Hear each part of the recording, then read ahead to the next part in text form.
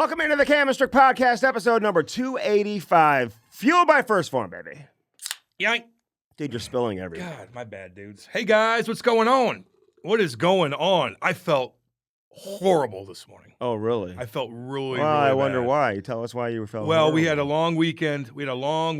Great weekend. We got to give Chaser a shout out, man. Mm-hmm. And the Oh, come my on, God, dude. What timing Come on, we're is talking that? about like No, important that's things. a lot of timing. We're right there. that very important things, and that's so rude to do that. Can you believe that happened? That's right rude when to do we that. started. Turn it off. Yeah, it's you know? off now. So anyway, I just felt I got to keep the terrible this buzzer morning. on because there's a lot of That's things fine. going on He's today. a very, very important person. Yeah. But like, if you stay out as late as Andy and I did, I'm not used to doing that too much. Mm-hmm.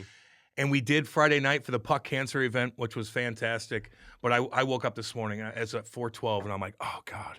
4:12. Yeah. Is that what time your alarm goes Yeah. off? Now, why 12? Is that like a superstition? It just, I don't know. No. You don't do 4:10. 4:15. It could be 4:15, but it was 4:12. It went off, and I'm like, fuck. Oh, well, if it's 4:12, you set it for 4:12. Yeah, right? because it's just there. I don't know why. It's just there. like so I pressed it. 412. Is there any like Nothing has nothing to do with no? not like a code for anything. Oh, okay. No. All right. But man, it was just one of those where I'm like, damn, this is gonna be a. But I feel good now. Yeah. But it was a long weekend, dude. Well, dude, you just pounded. This guy's pounding McDonald's like in his car before he I had to comes get- in. I had to eat No, something. you didn't have to do that. Well, if I don't, You're gonna talk about these guys like that. no. Oh, Okay. I told Nikki. I mean, you're gonna talk about how to like put like good things in your body. First Form, fueled by First Form, and this Yeah. guy's just pounding McDonald's here. I just today. had one bacon, egg, and cheese biscuit because I was up so early. It was a weird weekend with all kinds of partying going on, and I needed. Apologize. To I Nick needed for this. I needed food in my system to handle Andy for another 2.5 hours after I just got off the radio for 3 hours. If I don't have food in my system, like just like a good base, I get fucking pissy and I don't want to do that. Oh, is that what and it so then is? I gotta you'll piss me off. Mm-hmm. Then I gotta listen to it and I'm like, God damn it! And I gotta delete things. It just makes my day a lot longer. You ever have that friend who is kind of like gets a little crabby, like gets in a bad mood, like out of nowhere, and he'll be like, "Oh, my blood sugar's low. I need to eat." I'm like, "Okay, dude, just go eat." No, I don't hang out. No, one, no, just, not me. Well, just go eat, dude. I mean, That's like women do that, maybe. they do, and But, this guy's a man, but he's and Does he have diabetes? I don't know what it. Well, No, he I might. don't think so. If his blood sugar's low, he He's might like, need to get a fucking. sorry guys, my blood sugar's low. I'm like, dude, just go eat. That's You don't that's ha- Creve Coeur I Racket would never Club, dude. say that. That's Creve Coeur Racket Club. Right? Well, I don't think he's a member there. So anyway, we had an awesome weekend. Man, I'm glad I played in this game. There was a lot of big dogs there, cool cats everywhere. They had 80 NHL guys show up because they kind of mixed in the NHLPA meetings in St. Louis. Correct. So all these guys are here, and Chaser puts this event on. NHL, I don't know how he did it. NHL alumni meetings. Alumni meeting. Yeah. My bad. Yeah, Not the PA, yeah. Okay, the alumni Yeah, meetings. yeah. Anyway, but for him to be able to put this event on, he and a lot of other people, including Bruce Affleck and his team and whatever, but to put this on with so many moving parts, so many different things going on. You got country singers involved. They have to perform. People are paying a lot of money for the VIP. You got to make sure that thing's all set up. So, $500 a ticket. Yeah. You got Garth Brooks coming in at 7:00. He is about as cool as you can get. And we'll talk about him in a second. But the game was cool. I had my dad show up there. Kate and my dad were there, and I scored a goal, which is nice. Dude, can I It was say pretty something nice. about the goal, though? Yeah. Should not have counted. Why? You bumped the goalie. No, It was goalie interference, dude. No, that was goalie. If No, they no. review that, See, that Andy always- should have been reviewed. No, That no. should not have counted. No, I was on the line with Scotty Young and Dirks Bentley. And Dirks is a sweetheart of a human being. Sweet guy. yeah. Lovely Just human. loves hockey. God, is he terrible. Okay. See, No, I'm just. I mean- no. And I don't mean to be like that, but he's not very good. Mhm. And I was on a line with him, but he did okay. But there was another guy there from the band Old Dominion. Mhm. He played college hockey. He was like sauce passing it around. dude, Like he looked pretty he good. took a shot. This is like the last. First off, Chelios wouldn't come off the ice the whole game. Yeah, I know. Like I think he played like 35 minutes. Yeah. I think there were 2 35-minute periods. We were dying. No offense, I was hoping there wasn't a third. I was just ready to get the Yeah, night but going. you know? can't. You can't ready think to about get you. the night going You a can't little bit. think about you. You It was got to think about the fans. They dude. were loving it. They were Yeah, loving it. fans were loving Cam's it. goal shouldn't have counted, but at the end of the game, Yeah. you bumped the goalie. I'm sorry, and you're in the blue paint too. So I wasn't. got to say, No, I had a backhand. I ripped. I got it on the Blues. Actually, it was a terrible video, but they got it and they posted it on Twitter. So if you guys want to look So- at the Blues Twitter account, you'll see it. last shift of the game, Chelios out there the entire game. Mm-hmm. That guy you're talking about from Old Dominion, Hits the he post. sang a song. No, he rips a slap shot, hits Chelios in the side of the knee. Oh, yeah. And right in the side of the knee. Yeah. It may have hit him in the ankle. I thought it was the side of the knee, and he was just like, oh, my God. Because limping off the ice. Slap shots are like, you know how old Chelios is? I mean, he's the same age as Garth Brooks. 50. He's 62. Is he 62?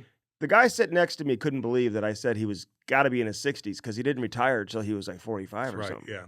Like he played till he was almost 50. He may have been 48, dude.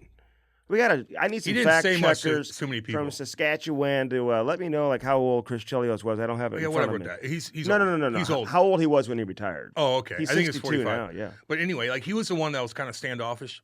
Everybody was really, what do you really. mean? He just kind of didn't talk to anybody. I tried to talk to him a little bit, and he kind of didn't have a good vibe with him. I don't know what it was. But you know who's cool is Brendan Shanahan. Oh yeah. I played on his line for a couple shifts too. Did you? Yes. How'd that happen? Fuck. Well, it was chaos on the Who's bench. deciding who goes We're out? just with going. him? I'm Okay. listen. Me and Dirks. I kind of was like, hey, let the big boys go out there and play. Like You I'm not, told him that? Well, no, but like, there's got to be some sort of order. Yeah. I know Joel Quenneville was behind us. He's trying to do things, but he's hanging out and talking to people. So Yeah. I'm like, I just didn't want to butt in front of Jeff Courtnall, Nelson Emerson, Pierre Turgeon, Scott Mellenby, all Brendan these Shanahan. Shanny, all these big dogs. I just don't want to be, I'm jumping over. Let these guys get their thing. Yeah. And you're going to get your ice time. So I try to control the bench and make sure. Very slow start for your team. Yeah, it was. We started getting our ass kicked. I just thought, and then the game just kind of slowed down a little bit, and you guys took over. Jamal Mayer's better now than he was when he played he had the a sick NHL. goal. This guy's on the ice more than anybody doing skills. Yeah. He's practicing himself. But he used to do that all the time. He used to flip the puck onto his backhand blade, Yeah, and then kind of like roof what at you you. see from like the Michigan and whatever, Yeah. guys do it on their forehand, whatever. He can do it on his backhand like he just would do it all the time. You watch him in practice when he played, and then in warm-ups, he would just like, you know how some guys just kind of do the same thing over and over? He would always do that. So he's on a breakaway. He literally flips the puck in one motion, like flat on his backhand, and just roofs it over Ben Scriven's shoulder. Scrivens came in. He kind of struggled a little bit. He came in cold, for a long intermission. Dude, this was the best event I've ever been to. I've been to so many events. Andy's been on the Nashville with the big Nashville event too. This was the coolest thing I've ever been involved in. Mm-hmm. It really was different than that. It was totally different. Yeah, but you got these guys. So not quite the Winter Classic stuff like that. That alumni game was probably a little bit okay. different. We can't we're not talking about Winter Classic professional and blues involved. Well, they had an alumni. No. I'm just saying as far as an event. This is an event. Yeah. You know what I mean? It was an amazing event. It was really, really cool. Yeah. But then Garth Brooks, I actually felt bad for him. We're at the VIP area up there. It's so packed. There's 600 people up there. 600 people in kind of a tight quarters. Garth Brooks walks around this place and took pictures with every single person. Every single one. Every second of it. And people are lined up waiting to talk to him, waiting. And I am just like, whoa, like I don't want to go near him. Don't bother him. Dude, that's how I Kate felt. comes up to me and goes, I want a picture. I'm like, oh God. There's so many like different people there. Like, I'm like, oh God. So I'm like, all right, I got to do this first. She really never asked me for anything like this. Yeah. She's like, I want one. So we're waiting, kind of creeping up a little bit. There's so many other people. I just don't want to butt in front of people like, watch out. Yeah. You know who I am? But I see Chaser. Chaser sees me, pushes everybody out of the way, grabs Kate, grabs me. Boom, got a quick picture. Really? It was pretty cool. I was not as my wife wanted a picture with you him didn't too. do it? Oh, dude, I was just was too you're in much. conversation. And not to say, and listen, she's not like this diehard, Garth Brooks fan. I mean, she's probably just as excited to see Dave Coulier, honestly, from Full House, to talk about. And she got a picture taken with him and actually talked to him for quite a while. But, there's so many people. It's almost overwhelming, man. Big time. And you're just in conversation. I don't like standing in line for anything, a picture, or It's not my anything. thing. I don't like to stand in line to go into a bar. I don't like to stand in line to go on a anything ride at an amusement park. I don't like standing in line. So I just was like, okay, we'll just I thought maybe he'd like walk by or something. And no, it was. So he's she's the a coolest little guy. upset. I had other women coming up to me. You need to take your wife to I go get know. a picture taken Pressure with Garth. on you, I was dude. like, I told her, go stand in line. Text me when you get up close. I'll come up there. I stood next to Kate the whole time. I know, man. I have to do that with And her. I would normally do I that, know. but like I just It's all felt good. like there's so many people that want a picture. I just didn't want to Kate does a lot for me with be stuff. in the way of everyone else trying to get a picture. I get man, you. Kate does so much for me. When she looked at me, she never does this with anything we do. Yeah. And I go, okay. I'll do this with you. And I stood and I kind of looked at Chaser, just waiting for it to cross. Yeah. And once he saw me, and he knows I'm fucking, and he looked at Kate. He's like, okay. And he kind of pushed everybody away, got us in there. Boom. That was pretty cool. Yeah. Then I'm like, all right, let's get out of here for a second. It's cool for Take a breath. Brendan Shanahan to come.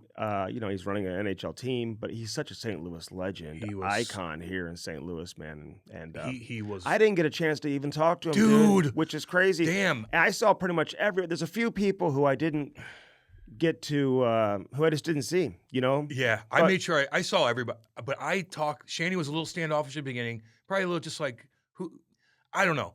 But once probably tired and it's like, all right. Dude, could be annoying too sometimes. You want to be there, but you want to be there to support Chaser, but totally. You just traveled from I got shit to do. Toronto. I got important things to do. Yeah. I'm on cloud 9, high-fiving everybody, talking to every fan. I'm, doing everything I need to because I embrace this kind of stuff. But the big dogs are probably like, give me the fuck out of here eventually. Yeah. Or let's go to the VIP area and not talk to anybody because fans can be annoying. Totally, I get that. Yeah.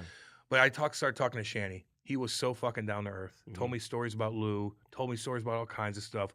Really cool. He even remembered a story about me. And I know it sounds corny and nerdy, but it just made me feel good about playing against him when he just got to the Rangers. He's like, I just fucking heard about this kid. He's going to hit you. And he remembers a play where I just missed him, and I apologized. And Were you on the ice with Shanahan at the same time? Yes. Was that like your line matchup? He told me this story, and then I walk away, and he's talking to somebody else, and they're talking about me. He told the same story to somebody else. Oh, I know. It's the little things, damn it. That'll make Cam's I'm a simple fucking man. I'm a simple man. Little things like that, I'm like, hell yeah, dude. That'll make your day. Yes. Brendan Shanahan, cool as shit. I'm glad he did that. George Peros there. Awesome.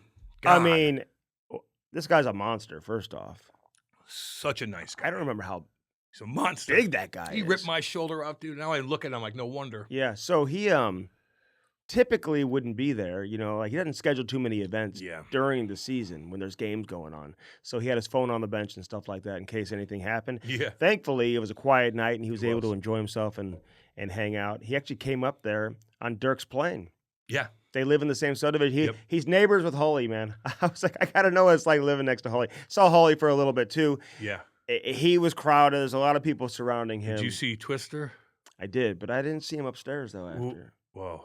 He was so wound up in the locker room. I saw him fall on the ice. I was just going to hopefully he's okay. He was from that so spill. I think he was scaring some people in the locker room because when Twister walks in, he's like, I get that, you have a lot of energy and stuff. He was on a different level. Yeah, but you got to be around him somewhat on a regular basis over the last several years to really know that's Twister just being Twister. Just Twister being Twister. You got to understand it. Yeah. You just got to let him. But if you haven't been around him in a while and you just know of Twister as this, one of the you're like, whoa, the toughest players and one of the true killers in the history of the game, you may be like, okay, I don't know where this guy's coming from. His energy level will freak you out. But he was wound up, but you're right. So we have so many things going on. We're in between periods, we're taking pictures. Dirk Bentley is playing a little live show in front of the crowd. In between periods, his feet must have fucking killed him after that. He's on his skates for 3 hours straight. Couple people, though. The Old Dominion guy sang a song. He sang a song, too. He's cool as hell. And who's the other guy who used to be a player? Niehaus? Yeah. He travels with us all over the place. Singing everywhere. This guy is like a legit singer. He's a good hockey player, too. Is he? So Twister goes out there, walking back to the bench in between periods. And he's like, and he fucking slips and falls and goes, whoop, bam! He's walking off the ice. Yeah. I mean, almost hit his head. Hard fall. Oh, hard fall. We're like, people we thought he fucking. No, he got up so quick. It hurt. Yeah. We're like, dude, he just missed his head off the ice. My God. Like Steve Kozeri.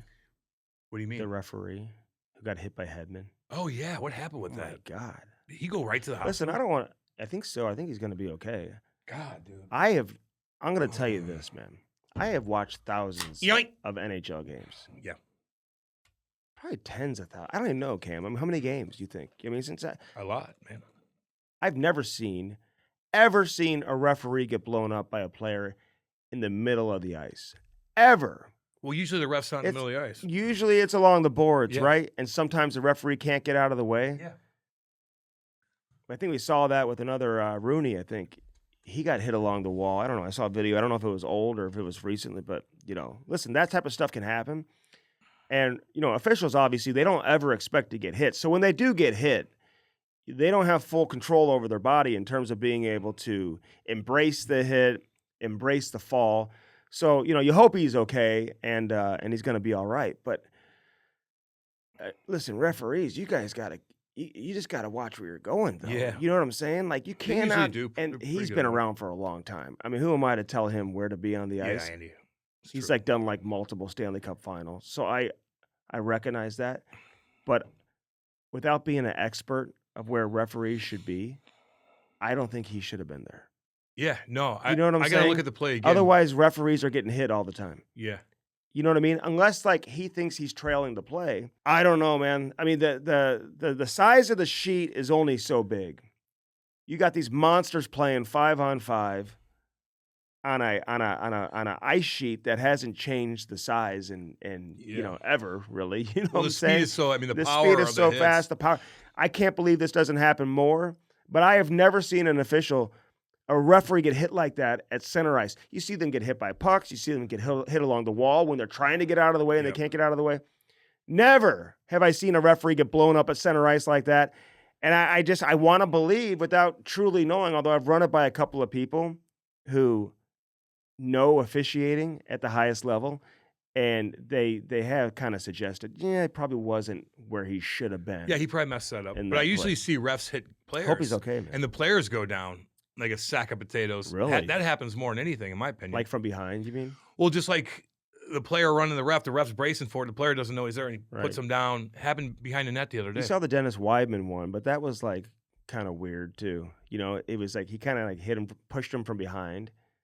Remember the referee? Yeah. And then he like sued like Weidman and everything. He like wanted to. I didn't even think that was and like we'll talk about that again. Like I watched that a billion times, and a lot of people disagree with me, but I'm like, no, I think people are like, that didn't seem like. But much. that was a different situation because Weidman saw him there, and he was probably just trying to get back to the bench. Kind of gave him a little. Like, bit watch out. Again, I hope he's okay, but that probably should never happen.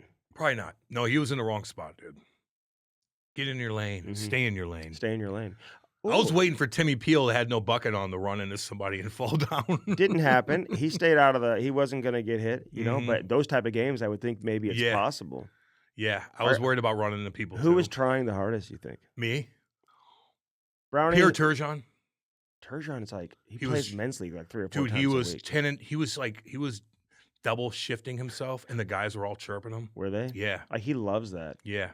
Yeah, he's a former first overall pick too, man. He'll always play. He's the guy that's going to be playing like pickup hockey when he's Quenneville was chirping him. 70. Joel, who we have on this podcast, was chirping a lot of guys. Was he? Oh yeah, it was hilarious. Like funny. Jersey, get off the ice! You've been out there for 2 minutes. That kind of stuff. I love it. Dougie Waite's chirping everybody behind the net. Twister's yelling at everybody. Big Jim McKenzie's trying to fight me the whole time. Chaser. I was thinking about fighting, but then at the very beginning, Chaser, who's going around with no bucket on, by the way, no bucket in warm-ups, cruising around, trolling his stick, patrolling the red line, like nothing's going on. He put a bucket on for the game, though. Totally, but I'm saying in warm-ups, like he's just showing off, like just like, look, I'm embracing it, man. I got no fucking hair. I used to have the thickest hair in the world. I couldn't believe that he was actually on skates because when we sat down with him a few weeks ago, he barely can walk. No, well, not just that, but I asked him, "Are you going to play?" Like he was like, "No." I knew he was for a while, but wasn't he like? Didn't I ask him that in the conversation? Wasn't he like, "No, I can't"? Well, when we interviewed him, that was a long time ago. Yeah. No, he's playing, dude, and he might have made that decision after. I think so. He just went in for stage 5. No, for the fifth treatment. Fifth and final. Fifth and final. Yeah. Is that stage 5? Sorry, I don't know what that means. No, I know. That could be a different meaning. Yeah. Fifth and final. So he did a nice little chemo treatment. Yeah. Chemo treatment. But anyway, so I'm thinking about like we want to entertain, but you can only do so much. You don't want to be annoying. You don't want to be that weirdo guy out there. So there's always a balance on how to entertain the people. And I got to do what I got to do. So I'm thinking about maybe I'll fight Jim McKenzie. Maybe Adam Burish came out to me. He's like, "Hey, I'll go you anytime, man. Just let me know." He's cool. He's shit too, fucking man. cool. Yeah. So Chaser goes up to Jim McKenzie, who was wasted, by the way. He is so fucking funny. During the game? He is so fucking funny. Big Jimmy Mack. I love him so much. He was what? Should probably take that out. He works for an NHL team. I'm just saying, if you want to tell him now, it's just the wasted part. He was wasted. Maybe say they I don't know. That's all good. Well, he wants that. He plays. Dude, he doesn't give a shit. Okay, he's the coolest. He works for Vegas. I'm just saying. All right. So this. All right. So anyway, Big Jimmy Mack, who's been drinking. We're all drinking before the game. Most of the guys are drinking before the game. He's getting wound up. The coolest guy in the world. Scary son of a bitch. Big boy. Like he is so scary. And so he's cross-checking me. We're kind of going back and forth. I'm like, maybe I'll go him. But then Chaser goes out there and goes up to Jimmy Mack and goes, "You want to do it?" And they square off. Chaser takes his bucket off, and I'm like, "Oh boy!" And even if you play fight, and you kind of have a couple, like you could hit each other, like you lose your balance, you hit your head. Like Chaser has no strength right now at all. Like he just doesn't. So we're like, what the fuck is he doing? And all of a sudden, here comes Lukey, his son, his youngest son, who just got in a badass fight, still playing juniors, goes out there, pushes his dad aside, and fights Jimmy Mack. And it was the coolest thing. And then, Lukey's coming back to the bench, and Chaser goes over there and gives him a big hug and kiss on the cheek. Like, just fucking awesome. So now I'm like, oh boy, I'm not going to fight now because I don't want to one-up him. Like, you did your thing. So I was just kind of thinking what I was going to do, but I scored a goal anyway, and that was good. Shouldn't have counted. No, it did count. No, it should not have counted. It did count. In the crease. It did count. Goalie, and if I wasn't playing with Dirks Bentley, who was coaching the other team? It's a good question. Because they should have challenged that. Look at it on video. Should have been a challenge. Andy just doesn't like giving credit to ever to me. It's all good. I was so proud of Cam, though. I know you were. And you know what? I didn't even notice it because, and dude, put yourself in my shoes. Like, we're having a good time during the game and stuff like that. And you're talking to people, dude. And I know everybody there. I'm not like glued to the game, right? Beautiful women. A lot of everywhere, including our wives. My dad, by the way. My dad's like, I've never seen so many beautiful. He's hanging out with my wife the whole time. Kate's looking good. Like, everywhere you look, beautiful. No, women. it was great. I mean, amazing. I'm just saying. No, amazing. It's no big deal. Amazing event.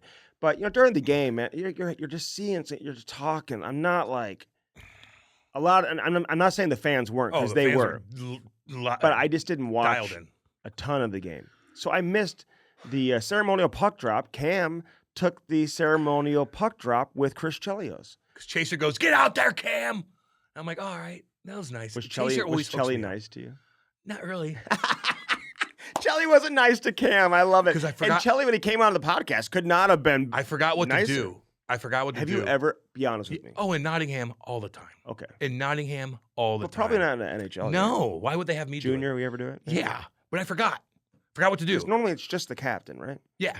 Or if there's some connection. Of course. But at Nottingham, I did it all the time, so I should know what to do. But Layla, who's been through cancer, who looks great now, she knows. She was the one who dropped the puck. It was really cool. So Chaser's like, "Jenny, go out there and do it." I'm like, "Oh, that's cool. Thanks, Chaser." Including me. I'm the bottom of the... I think he said Shanny. No, he didn't. No, he said Shanny. He's pointing. He didn't say Janny. He is literally pointing right at me. I think he said Shanny. Chaser does these... No.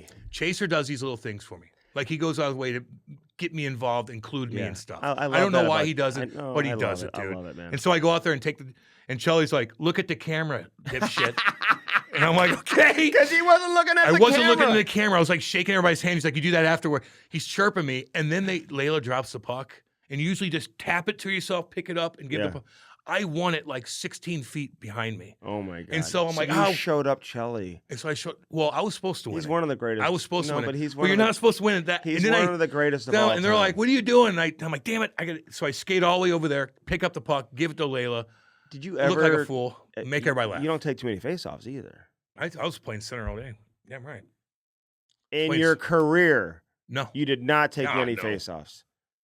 Cam thinks this. I won that draw. Cam thinks this game and this goal is going to be like on Hockey DB or something. Because it's going to be. That doesn't count as part of your career. My dad was there, and it's probably maybe the last fucking big game he's going to ever see me play. True. I hope. Like something like There's that. There's more of those. Yeah, although we don't have too many in St. Louis. They're out of town, Andy.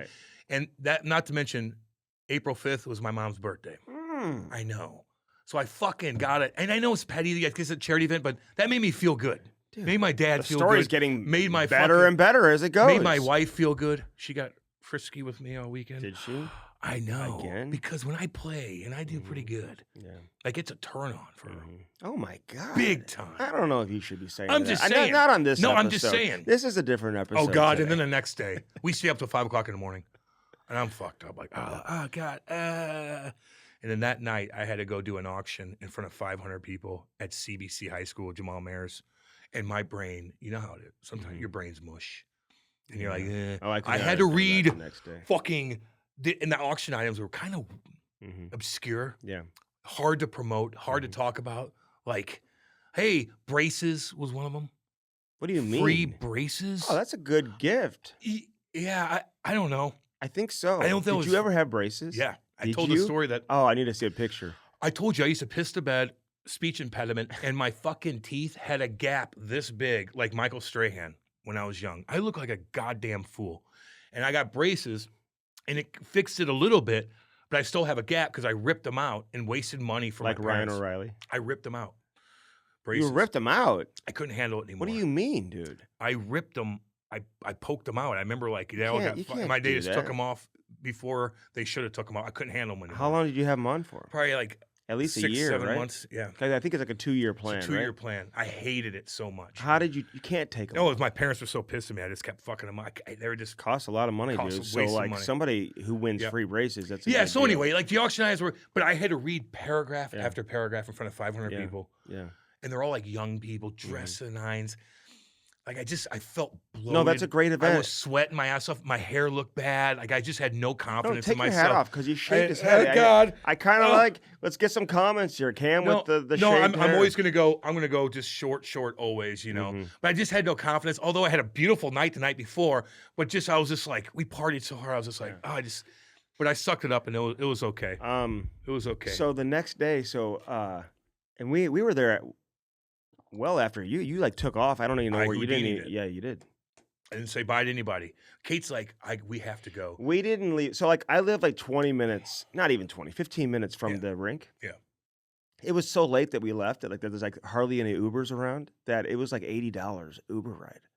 I'm like, what? It was like $20 to get there. And it was like $80 to leave. It's like only a handful of guys. They just raise the prices. Yes, they do. In the middle of the night. They know you need it. Yeah, we were there late. But the next day, my son was in a hockey tournament. You know, and I'm just God. So it was like a charity that was going on, you know, and so when I registered the team, and I told the person, like. First, we were registered for like his age, like the 8U division, and like some of the other dads were like, "I don't know, man. You should put us in the next division up, the 10U division." Yeah. Well, so I emailed the lady. I'm like, "Hey, can we just get in the 10U division? From a competition standpoint, it may be better for us to do the older division." They put us in the older division. First game, we're going up against kids like 4 years older, like 3 birth years older. I'm like, they're 2013s. My son is a 2016, but the kids I was asking how old you're, they're like, we're like 11. Like Ty's like 7 years old. Wow. Okay, and so the first team we played, they're all like wearing like their AAA Blues spring jerseys and stuff like that. I'm like, okay, looking good, looking like a team. Like this is not going to go, and it didn't go well. First game, you get fucked up, dude. But they competed so hard. Our kids did. You know what I mean? I was like, they played so hard, and like the biggest difference was the way the other kids could shoot the puck. You know what I mean? Yeah. And stronger. So our goalie, man, was just like nothing he could really. He wasn't like making saves. But the second game we played, we were like winning 5-2 or 4-2 with like 3 minutes to go in the game. We ended up losing 5-4. I was like, they just scored a couple goals down the stretch. It was terrible. And then we beat the third team. So like, that's pretty good. It was like pretty good, man. For playing to get 4 years older in terms of age, but 3 years birth Sometimes year. You got to go against the older guys, man. The dads were like, Stricky, like, what did you sign us up for? Like, I thought we were going to go up against the kids like 1 year older or maybe 2 years older. So at that age, that's a big gap. Big gap. That's good for them. Sometimes you got to feel the strength of a kid that's 4 years older than you. Yeah. You know what I mean? Are you going to do anything for the eclipse? Oh, yeah. I'm looking forward to it. Now people are crazy about it. But my point is, like, my wife won't stop talking about it. This just happened in 2017, by the way. No, I thought it happened during COVID. No, it's 2017. We were at the Blues golf tournament, dude. You were there too. And I remember everybody's there. The cameras are everywhere in this hole. We're like watching it. Like they handed out the glasses. We're like, okay, then it's over. Oh yeah. I tried to scare my 13-year-old daughter this morning because she's like, I'm not wearing those stupid glasses. I'm like, you'll go blind. You'll never play soccer again. Trump looked at it. Did he? Yeah, I remember that meme. Like, do you go blind? No. Do you know what the? Have you looked at the sun, dude? Will you go blind? No. You do it long enough. Then why do you need those glasses? Because you can't. If you peek at the sun like that's the sun right there, and you peek at it like it's going to get you. But if you sit there and stare at the sun like this, yeah, it's going to get your eyes. Are they canceling baseball games today? No, I don't think so. I think they might be. I heard they might be. I bet that they won't. Bet you they won't. It's not that long of a process. Whenever the moon and the sun kind of move pretty quick, so it's only like I think 30 seconds, really. Okay. But just to build up to see it come together is kind of cool. Yeah. But it's not going to happen again. A total eclipse again. Eclipses happen like every 3 fucking days. They're just different kinds. You know what I mean? But the total eclipse is not going to happen until 2550, so 500 years down the road. But the cooler thing is there's a comet coming through called Devil's Comet. And if you see comets throughout the sky, coming through today? No, coming in like a couple weeks. And so you'll see this thing in the sky, this creep. It's awesome. Like nighttime? It'll take a while to get out of the daytime or nighttime? Both. It'll probably take a day and a half for you to see this thing trek across the horizon. What does it look like? Fucking badass looking, like a comet, like a ball of fire with like a tail, kind of tail. Yeah, awesome. That's what I like. This eclipse, I'm like, whatever, no big deal. You know what I mean? Oh, you'll be looking today. Yeah, I'm gonna go home and check it out. Your skies, you don't have very clear, I have clear the best skies out there, cameras. Yeah, right. So you probably won't be able to see it very well. You got too many houses around you. You got too many buildings around you. Buildings. Got the fucking Chinese spy balloon in my backyard. You didn't even believe me on that. That never happened either. Well, it may have happened. That's what stupid people say. See it at your house is what I'm saying. That is an ignorant, stupid ass thing to say. Because you know why? If you didn't have buildings around you, you'd be able to go out there and see the same thing too. That thing was right over our shit, man. Why didn't you take a video of it? I did. I put it on fucking Twitter. And I think everyone was like, "That's not a spy balloon." Yes, it was. It was a Chinese spy balloon that went through fucking Russia. Is there a camera in it? Yeah, I was fucking checking out. Checked out our military bases and our nukes. Who's watching that at the base? God, Xi Jinping. Oh my God. Who knows who else? Golly. One of the scariest men in the world. That's who it is. Oh, that's Xi Jinping. Hell yeah. I know one Pang. Hell yeah, Panger. It's Ping. Oh. Xi Jinping. Scary dude. Big time. Give Scotty Upshaw a shout out too. Man, he was totally cool. Great dude. I'm getting him pumped up on the back. I go, let's go, Scotty. I fucking go. He's like, I got this. He went out there, made a badass move, set up somebody. I go, by the way, Scotty. He was like one shift. I told him, I said one shift. He had that beaver tail going, man. He's just clapping his stick on the ice. He's trying to be with Shanahan the whole time. Oh, I'm sure. He wanted to go buckets off. He was trying to go. He's trying to be with Shanahan the whole time. But I was like, come on, Scotty, get going, get going. He went busting his ass, skating around, doing his thing. I love the competition, man. Mm-hmm. I do. It's Brownie fun. told me last night at dinner that you and him were the worst players out there. Brownie was god awful. Brownie, don't. Hey. I love you, Brownie. Jeff Brown, by the way. He was god awful. Hey, but I will say this. No. I told Brownie, no. I know you're lying. No, I'm not. Who's he kidding? But I told Brownie, I said, Brownie, you were good when it mattered. That's all that matters. Was he? Brownie, he was fucking sick back in the day. Yeah, no shit. We're talking about today. Mattered. Yeah. Well, it doesn't matter today. He said I was one of the worst. He said you and him. I think he was joking, though. Did he score? Cam, yours should not have counted. Did he score? Jamal Mayers had the best goal in the game. Okay, he's good too. I mean, it is what it is. Who else scored? Brendan Morrow actually looked pretty good. Yeah. Remember he's telling us a few weeks ago? Yeah, he wasn't skating. He looked fucking really Talked good. to him for a long time. Ryan Malone. Jesse Bullreese looked good too. Oh, yeah. We want to get him on. We can't. He said he lost. Well, I don't know if I should say this. Well, what? He goes, dude, I was at the casino. I go, what'd you do? He goes, whew. Yeah, it's a tough one. I go, how much? He goes, 9 G's. I go, yeah. Dude, he's like a financial, like a wealth advisor. He's cool as hell. So, and he played here for like a minute, right? Like, he played for a couple other teams, probably, Carolina obviously is probably what he's most known for, the Hurricanes. Yeah, I would Crazy say so. story. Go read his bio. You'll be like, dude, like this guy. And you would never know when you talk to him now. Yeah. He's like all buttoned up, super professional. Big time. But he would like get like 25 game suspensions and stuff like that. Like multiple 20-plus game suspensions. Remember the cross-check? Who did he cross-check in the face? And I just read about it. I should remember. Couple crazy ones. But I called him a few weeks ago. I'm like, dude, come on the pod. And like he works for like, one of those like, wealth advisor firms. I don't want to say which one. But like one that you would see commercials for all the time. He's like, dude, we got to get like major like media clearance.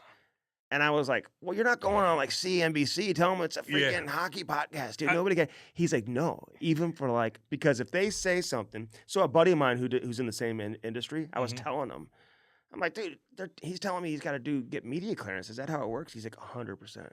So, because even if he says one thing, even talking about it, that, I don't know, if the people are still it could impact business and stuff like that. So, and there's a lot of interesting because things about his he would career. love to do it. Yeah. So talk to the people, his bosses. Say let him do it. Figure it out. Say let him let the boy do it. But man, I wish we could do more of those.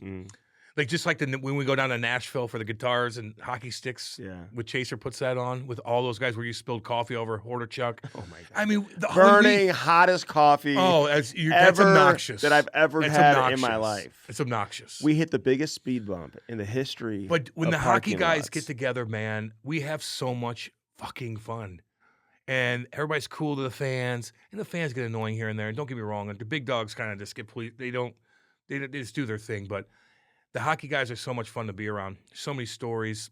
Yeah, but Holly comes around, man. Holly does his thing. He like doesn't hide from all the fans and stuff. No one really hid. I'm not saying they did, there's a couple guys that probably didn't do much, I would say. Yeah. They were just like, I'm just going to sneak up, sneak back, get on there, and that's fine. Right. There's enough of us to go around to entertain everybody, and enough big dogs to do it, so it all works itself out. Yeah. But a lot of people don't like to deal with that anymore. Even for charity. I didn't have one person tell me at the event that they weren't having a good time. Not one. Or like this is. You always have a sense of feel for all that. The only thing was like the warm up. It dragged out. The game didn't start. Like you know how like the playoff games start at like 8:30. Yeah, there's a long.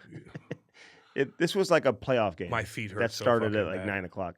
Yeah, which is fine. They had a lot of stuff to do, man. They presented a check for $600,000 to the Siteman Cancer Center, which is incredible. But they were able to, raise that money and provide a check to an incredible facility where Chaser obviously has been getting his treatments.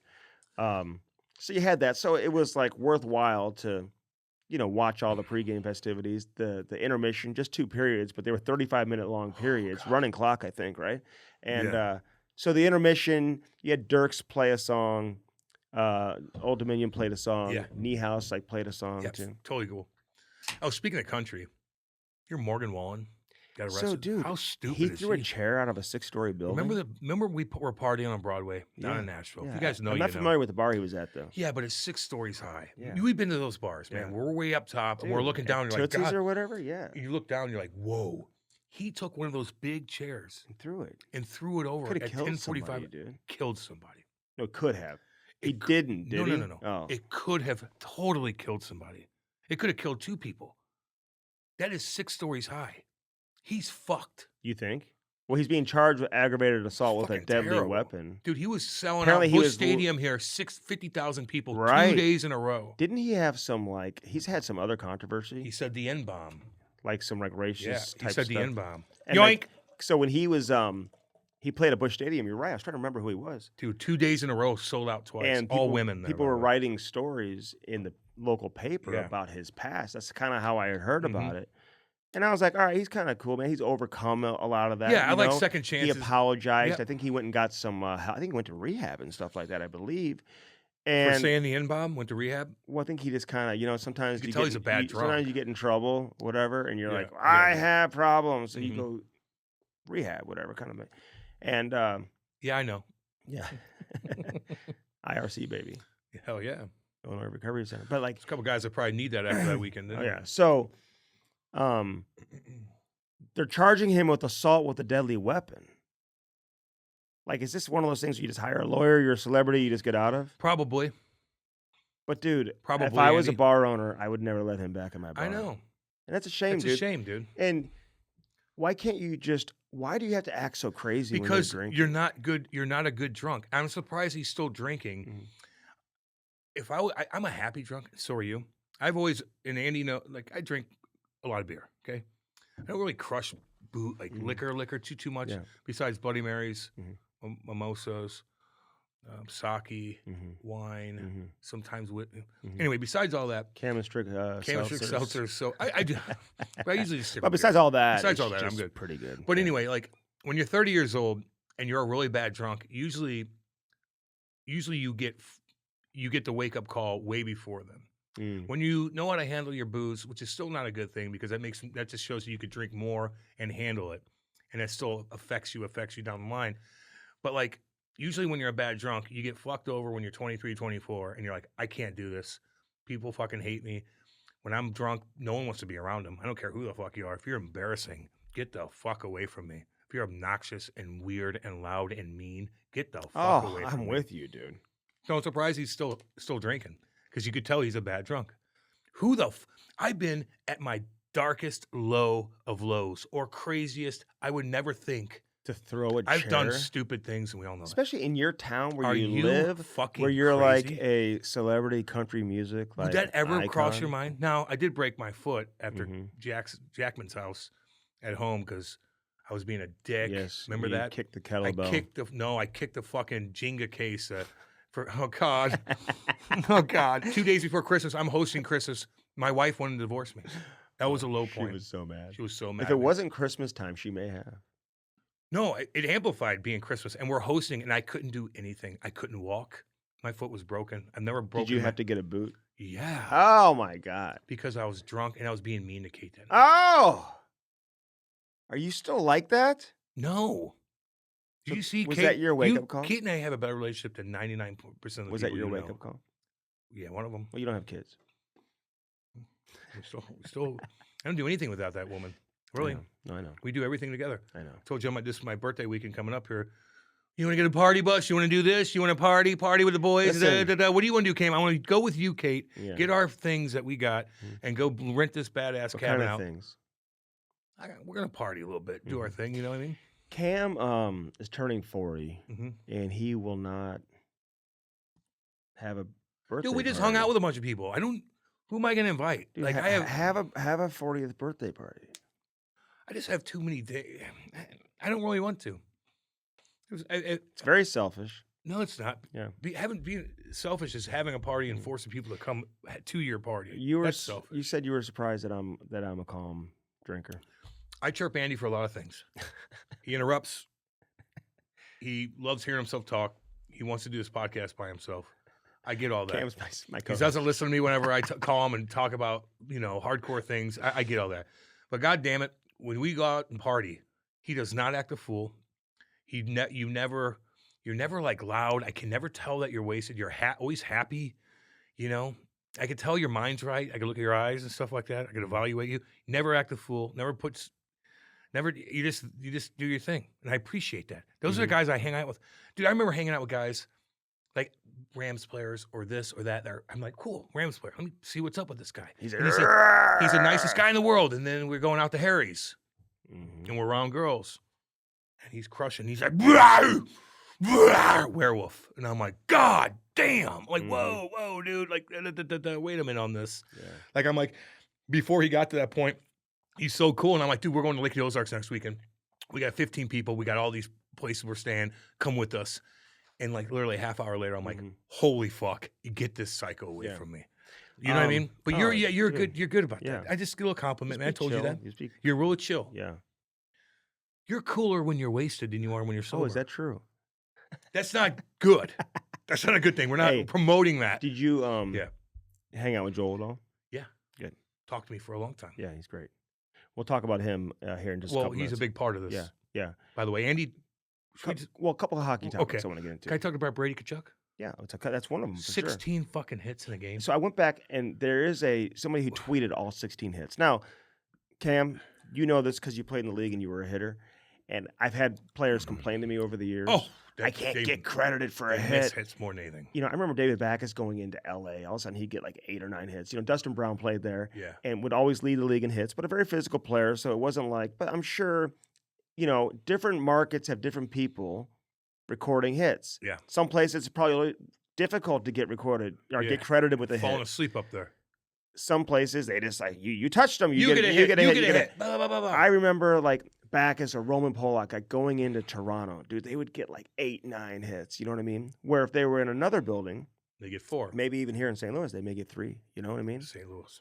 So I've always had guys being like, when they crumble up the stats afterwards and throw in the trash, I can't even get a hit in my home building, That's the first thing everybody looks at. It's been a while since Sorry, I've heard but that, I remember every time you get on the bus after a game, the first thing Lou Lamoriello is looking at is a fucking stat sheet. Yeah.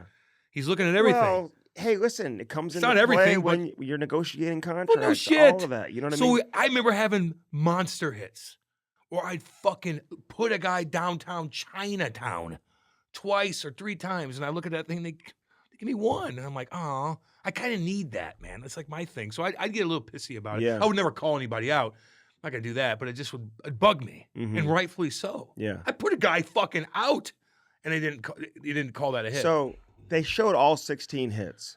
Yeah. Now, he had some monster hits in that game. Yeah, he did, man. Not all of them were monsters. One or two was like, okay, fine, give him the hit for that specific hit. Stop his motion. But in some buildings, he may not get credited with a hit on that play.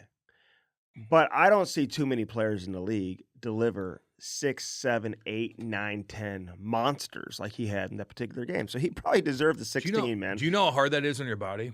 Dude, I thought about that, Cam. Do you know? Like, if I'm his coach and he's got, what does he have, 34, 35 goals, whatever it is, 34, 35 assists, somewhere in that range. I thought he was going to get north of 40. He got off to such a great start. I thought this is the year he was just going to like really explode from a goal scoring standpoint. But the team is just, and the organization has just been, they got their own situation going on there. But I will say that if I'm his coach, I'd be like, God, man, I don't know. Like, he's going after Nico Hischier after the game too. He just hit the post right before that, so he's like raging in frustration because they're not winning. Yeah. And he hits the post with the clock winding down at the end of the game to tie the game. The Devils go down, and the buzzer sounds. Hischier puts the puck into the net after the buzzer to end the game. You lose by a goal. Right after you almost tied it, you hit the post, and Brady Tkachuk just beelines it the length of the ice and just goes after him. You know what I mean? He just becomes unglued, man. Yeah, I think. Again, we've talked about this before. Like, I think he could tone it down a notch when it comes to that. I don't know how. Listen, when you lose, you're frustrated every damn day. And I don't you're the blame captain. him on the Hischier one, but like every chance he gets, he doesn't hesitate. And when the rest of the team isn't playing as hard as you, I don't know how he just. Well, how do you not get mad? He's mad the whole game. Yeah. He's mad 80% of the time. Like, it's not. Sometimes it's good to play mad once in a while, but you need to play under control. And he's still dominating, but like he loses it really, really quick. But I think that's because of the losing ways that you have up in Ottawa. Of and course. Listen, this is why I hear that Brady's going to play in the World Championships for USA, which you probably wouldn't normally do. But I think this guy just wants to win. Go have fun. He just wants to win. Yeah, I know. So sick of losing. Lukey Cunning's going to play. Zegras is going to play. They're going to have a bunch of guys playing. Hurt 3 guys in 24 hours. Oh my God. He fucking rocked Jake Neighbors the other day. And then, he got in the fight with Falk, and Falk didn't come back and didn't play the next game either. And then who else did he hurt? He fucks up. I talked to his mom and dad they're great. So sweet. Lukey Cunningham giving you a shout out, man. You're a cool kid. He scored again last night. Yep. Hit the post against St. Louis, maybe the crossbar, whatever. But he's had a rough go, man. He's had some injuries, and now you're starting to see him get healthy again. The way his coach talks about this guy. He's a leader. Like, they're going to want to keep him. Hopefully he gets a contract extension before the Worlds. Who knows how that's going to play out. We're rooting for him. But this guy, former first-round pick, has had multiple knee injuries. He's missed a lot of time. And to see him get back and playing now, getting comfortable, it takes time to get back. And he's on a terrible team, so mentally you're dealing with a bunch of stuff. But getting back to Brady, man, I just think it's time. He's got to get out of Ottawa, man. I hate to say it. I hope they don't get mad when I say that. But just, I know he's the captain. I know he's an icon in that city. It's all good. But we're being deprived by not watching this guy play in the Stanley Cup playoffs, too. I want to see him on a winning team. Yeah. I hear that. I don't believe he ever asked for a trade. I was told that he never asked for a trade. But I heard even from some people as recent as, this past weekend, that Ottawa kind of kicked the tires a little bit. Hey, what can we get? What would we get for Brady Tkachuk? What would you? Dude. What do you think, Andy? Name your price, man. Well, no, because it's always a price. But it's hard to say, Cam. You're going to get multiple first-round picks for sure. Just give me a... You're going to get, it depends. What does the team want? Do they want high-end prospects along with picks? Do they want Say the Blues wanted them. What would the Blues have to give up? Let's just compare it that. I'm just curious. You're going to have to give up. Like what? One of your top prospects. Like Snuggerud. Dvorsky, which I don't think the Blues would part with him. Snuggerud, I don't know if they'd part with him. But you would have to. You've got the Swedes, yeah. The Lindstein and the two demon. And one guy's a forward. Yeah. One's a defenseman. I mean, you've got some just financially to make it work. Brady's making $8 million a year. The Blues have a couple guys making $8 million. Maybe you'd have to move a guy like Kyrou or something. Whatever. I don't know. I'm just asking. All I'm saying is, what you're asking is, you're going to need. It's going to take a lot. And does that team like Ottawa? They've been rebuilding for forever? Don't they want established NHL players? You got to build around somebody. Because they're not building around Brady Tkachuk, man. So at some point, if I'm Brady, just based on his frustration that he's showing right now, he's the only one on that team that gives it every single second. night. Yep. Every second, dude. I would be like, okay, I've done everything I can do here. And I think you guys not supporting me or what? So I'm going to go ahead and take my talents elsewhere. Exactly. LeBron James. So you either help me, you either build a damn winner, and you're going to put players around me, or I'm out of here. I'm leaving. No, it is frustrating when you're just balls out every single shift, and a lot of guys aren't on your level. They're not even level. They're not even close. They're not on your level. That is so frustrating. And you ask all these other superstars around the league. Just think if these guys didn't have any complementary pieces, if Kucherov didn't have Braden Point, if he didn't have Stamkos, if McKinnon didn't have all these guys are surrounded, even his brother Matthew, surrounded. Yes. Imagine McKinnon on a team like that, what he would do.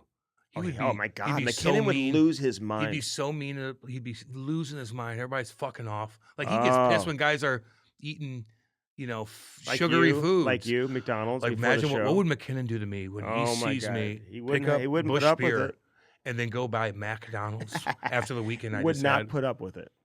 My God, I had sushi Sunday too. Oh, that's okay. Kate and I are like, we're fucking starving. Like we're chilling. Like let's go get a sushi AI. Which is like a relatively cheaper thing. No, I know. But it's in Eureka. Yeah, they have it right by the... I see it right next to the Pacific Ice Rink. Yeah, it's okay. Do you go to that one too? No, I don't go out to Pacific too much. Nothing wrong with it. I'm just asking if you eat that one. Yeah, but so we just crush sushi all day and just watch sports. It's kind of cool. Watch shit. There's a bunch of Caitlin. What do you think of Bobby Ryan, what he said? Whoa! God damn! His podcast fired him. They did not. Yes. Who's his podcast? I don't know. Why would they fire him? Because of that. I read that they fired Bobby. What did he do exactly? People who do a podcast work for people? No, what's going on? No. Does he have a boss? I don't know. He's on a podcast with 2 other people. They fired him? Dude, we got to look this up real quick. He said something because I love Bobby, man, and he's been through hell and back, and we support him. We had a great conversation. What did he say exactly? It was during COVID. Can we find what he said? Just look it up real quick. Because I want to give the exact... Yeah. I mean, he basically said... What did he say? What's with all the, the big deal with the Caitlin Clark stuff? Because... she's entertaining. Can anybody even, name 5 girls or whatever playing college basketball? So... Well, you can name 5. But listen, what's that? You could. Go ahead. Dude. Well, I'll name you got Caitlin Clark. Yeah. You got that Angel Reese. Okay, good. Okay. You got Juju something, and okay, you can't. And the other the hot blonde one. Okay, whatever. Maybe I can't. But if you go right across the street to Schnucks and you walk around and you say, "Hey, name me 5 women college basketball players," they would be like, "What?" So the Coming in Hot. Besides Caitlin, the Coming in Hot podcast. Yeah, okay. Yeah. They tweeted this out. Earlier this week, Bobby Ryan made comments on social media that do not align with our show or that of our sponsors and partner, the Nation Network. As a result, we have mutually decided to part ways. Well, your podcast sucks now, just so you know. Just so you know. It's a podcast. You're allowed to say what... Yeah, you don't have to agree with it. Let him take the heat. So and Ryan, say we don't agree with him. Let's see. So here's what happened. On Monday of this week, Ryan replied on Twitter... X to analyst Megan Shaika. Remember her brother used to be the GM of the Megan. I think I saw her in Calgary. She does analytics and stuff. She's on ESPN during the draft. Cool. Does a good job. Why does it seem like everyone is watching women's basketball? Shaika asked. Oh, because everyone is watching. Okay, that's a good tweet. And everyone is watching the most watched college basketball. Well, they're watching Caitlin Clark. But they're watching college basketball. They're watching Caitlin Clark. No, I know, but that's the college basketball tournament, that game. I know, but they're watching Caitlin Clark. There's no doubt. Okay. All right. So Ryan obviously didn't buy into the take that everyone is watching women's basketball or that many are true fans. He responded with the following, challenging Chaika to name 7 female basketball players. 7. Name 7 players, not 1, not 2. 5 to 7, first and last names. Go for it. Yeah, but she could just look that up real So then quick. she goes, why does it seem like everyone is watching? And then he says that. Then she goes, you have to watch the next games. I promise you. Caitlin Clark, Angel Reese had a great first half too. I played basketball, so I do watch and like it. Paige Buchers, Juju Watson. Yeah, Juju. Ashlyn Watkins. What team does Juju Watson play for? Fuck, I don't know. Okay, well, Paige Buchers played. Don't know. I think UConn. Oh, okay. I believe. Okay. Like he knows. I follow the WNBA closer. Don't waste people's time. Closer than because now women's college basketball. But go ahead. Just finish this because we don't care what you think about WNBA. So what's the fireable offense? Because that girl, I was just saying, Juju, like she can go to her right, she can go to her what, left. No, yeah. She's good in the post. Yeah, but what did he say to get him fired though? There must have been something else. So then his reply led to many furious Twitter users leaping to women's basketball's defense. And they unloaded all this criticism on I think even like Shaq may have gotten it. I don't know. Oh, Shaq's really pumping up. He's chirping like the men's. He's chirping the men's, though. Like he should get fired from TNT for chirping the men. Yeah. You think? No. I'm joking. But it's like, who are you kidding, Shaq? Okay, like, so don't virtue signal. So then, like, even like reputable hockey media, Chris Johnston was like, he got all upset. He's like, buzz off with this nonsense. Ooh. No, I mean, that's what he said. Bobby Wait, Ryan, buzz off to he Bobby. said, I'm sorry this got a little further than you thought. While we use the word nonsense, are we just going to skip over your conflict of interest? Or are we going to skip over it? What does that mean? Andy, I'm confused. Have a great night. What the fuck did he say to get goddamn fired from a podcast that absolutely needs the guy? Okay, so what is going on here? That was because of that? I guess. Wow. I know. That dude. I would have got fired a long time. You'll never work for them. I will never be able to work for them. So I don't know. Listen, he gave his opinion. It probably. I can understand why it wouldn't go over well though, right now, because everyone's celebrating Caitlin and whatever, and like what she's doing. Yeah, she's done a good job. I thought Dave Portnoy had a great comment because like all these other women basketball players are chirping her, and he's like, no one even cared about you when you played. She's making money for you guys. Like, are you not even like? You don't get it? You don't get it? She's making money for you. Her salaries they're gonna increase the size. You had your chance. Yeah. And no one even cared to watch. No one. Although they did, because like, Diana Taurasi, great player. They didn't give a shit. But she's supporting her UConn people. I get it, man. UConn's not used to like not being on top. Well, the one girl is giving a speech. I guess she's Dawn Staley, by the way, the head coach. Man, I thought her comments after the game, the South Carolina head coach. Yeah, no, what she said about Caitlin. Yeah, totally. She was a great player, dude. She played with like Lisa Leslie and Cheryl Swoops and all those players. But she did some of those great USA teams. A lot of people are bashing Caitlin Clark. A lot of WNBA women don't so like jealous her. of her. You better you need that woman. You guys are irrelevant beyond belief. The only time you peaked was when Brittany Griner was in Russia, and you're chirping Caitlin Clark. Hey. You have men watching your sport because the women don't watch no matter what. So the men are starting to watch your sport. That's why the numbers are so high? Yeah, because the men are. Caitlin, you said. They're watching Caitlin, and you're lucky. Women don't even care about your sport. They don't. The men, you need the men. Finally, men are watching, and like you bash Caitlin. Do you think it affects her status as the GOAT? Because she didn't win. I don't know. Yeah. Well, she could play again. Somebody she can't. Yeah, she can. Oh, she gets that 5th year? She can get a 5th year because of COVID. She should come back. And make $20 million. And she'll make more money if she comes back to Iowa. She can make $20 fucking million in Iowa money. Well, she's going to go to WNBA. It's not the same. She'll make tens of millions in endorsements.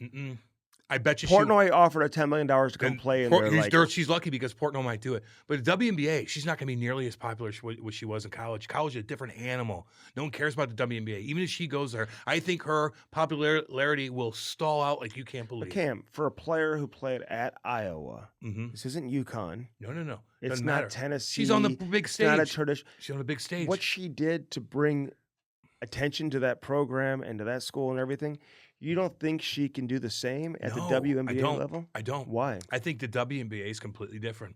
I truly do. It's summer. It's no one cares. They just don't. They care about college sports, even if it's Iowa. They care about that. NIL money cares about a college team. It's a big difference. The WNBA, no one gives a fuck about. Okay. So it's unfortunate, but whatever. A couple things before we get to Joel. The Penguins continue to win. Yeah. As much as I love it, and I hope they get in, because the Eastern Conference is terrible outside of the heavies. Yeah. And Tampa Bay is the team I wouldn't want to face, because they just kind of like do their thing, and then when it's time to flip the switch, they can do that. But like all these teams trying to get in, Detroit, Islanders. It's interesting. Philly, Washington, Philly just falling out. I love you, Torts, but like I love Torts too. It was just a little much. The whole season was just always about Torts, and Philly likes Torts, it. Philly, but they've got no goaltending. So the Philly people like to be talked about, no matter what. No problem. Listen, I love Torts, but for me, like if I was a GM or an owner, I'd be like, okay, it's a little much at times. Calm down. Just go win. And you're not winning. Let's not make it always about. It's like hopefully maybe they talk about our players. Yeah. Eventually, like maybe they'll talk about a player sometime. You know who one of my favorite players is? Who do you think? Well, which conference? Oh, I'm sorry, Philly. Plays for Philly. Well, Konechny. You're damn right. Plays hard too. He's damn good. I love Konechny. I like him so much. But you never hear about him, do you? Not really. Because you hear only about one guy. Never about the players. Hear about Torts. So Washington, none of these teams are that good. So, but it's an interesting race down the stretch.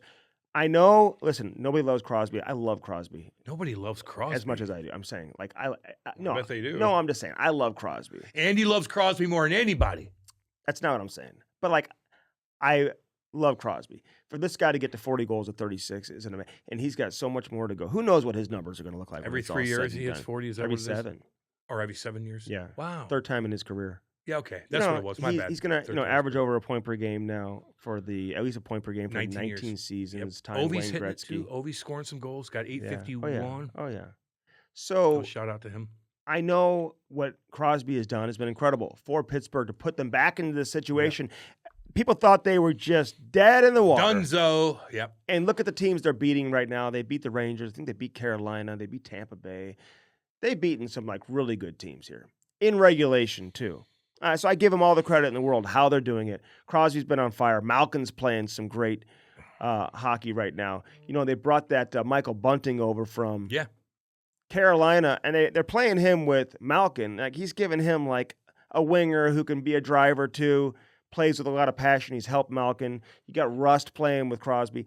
Crosby's been on an absolute tear. But with all that being said and done, he does not belong in the Hart Trophy conversation. So I know people are saying, well, they should put him in the Hart. A lot of people are saying that. You can't. What he's done is it's still not as impressive as just because they were so fucking bad for so long that they had to come from behind and like make up all this ground. Nedeljkovic, the goaltender, I mean, he's the guy who's getting all the wins for them. But you're going to put him above McDavid, Kucherov, McKinnon, Austin Matthews, even Panarin. Not happening. That's okay. So he's had a great. And Crosby doesn't give a shit either. Roman Josi, what he's done is probably even more impressive than what Crosby's done. Crosby doesn't give a shit. Penguins should have never been in that situation to begin with. No. Based on how much money they spent, all these guys, all these like future Hall of Famers, like come on. They're getting older though, but I want them to be in. You want Crosby to be in the mix for sure. Okay. You do. In the Flyers, we talked about that. So Joel Quenneville on this edition of the Cam Strick podcast. We usually do podcasts together. This is a different animal. Joel hasn't done anything. He hasn't talked to anybody for a long, long time. And Andy's been working on this for quite a while. And this isn't your typical, hey, what happened in 2010? Oh, Kane and Taze are great. No, this is about step by step about exactly what happened. Andy's been working on this for years. And so Andy did this interview by himself. And we wanted to get this out as quick as we could to kind of share Joel's story. And I listened to this yesterday in my car, and I was so fucking intrigued. And I chirp Andy for everything, and we love chirping. You know how many times people come up to me during that whole event that we had and said, God, I love your podcast. I love when you chirp Andy. Yeah, that's a big theme. I chirp Andy. Andy did a goddamn good job with this, man.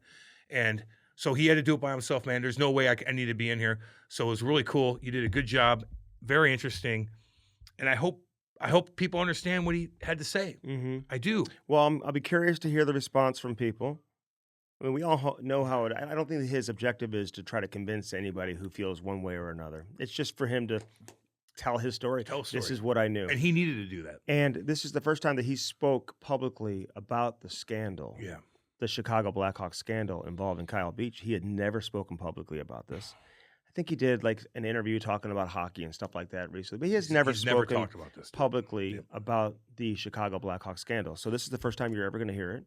And I think people are going to appreciate what he has to say and appreciate the fact that he is coming forward and he is speaking for the first time. And no one came up to Andy beforehand and said, this is what we need to talk about. This is what no, Andy had all his questions lined up. They didn't go over it with Joel or his team or anything like that. This is just.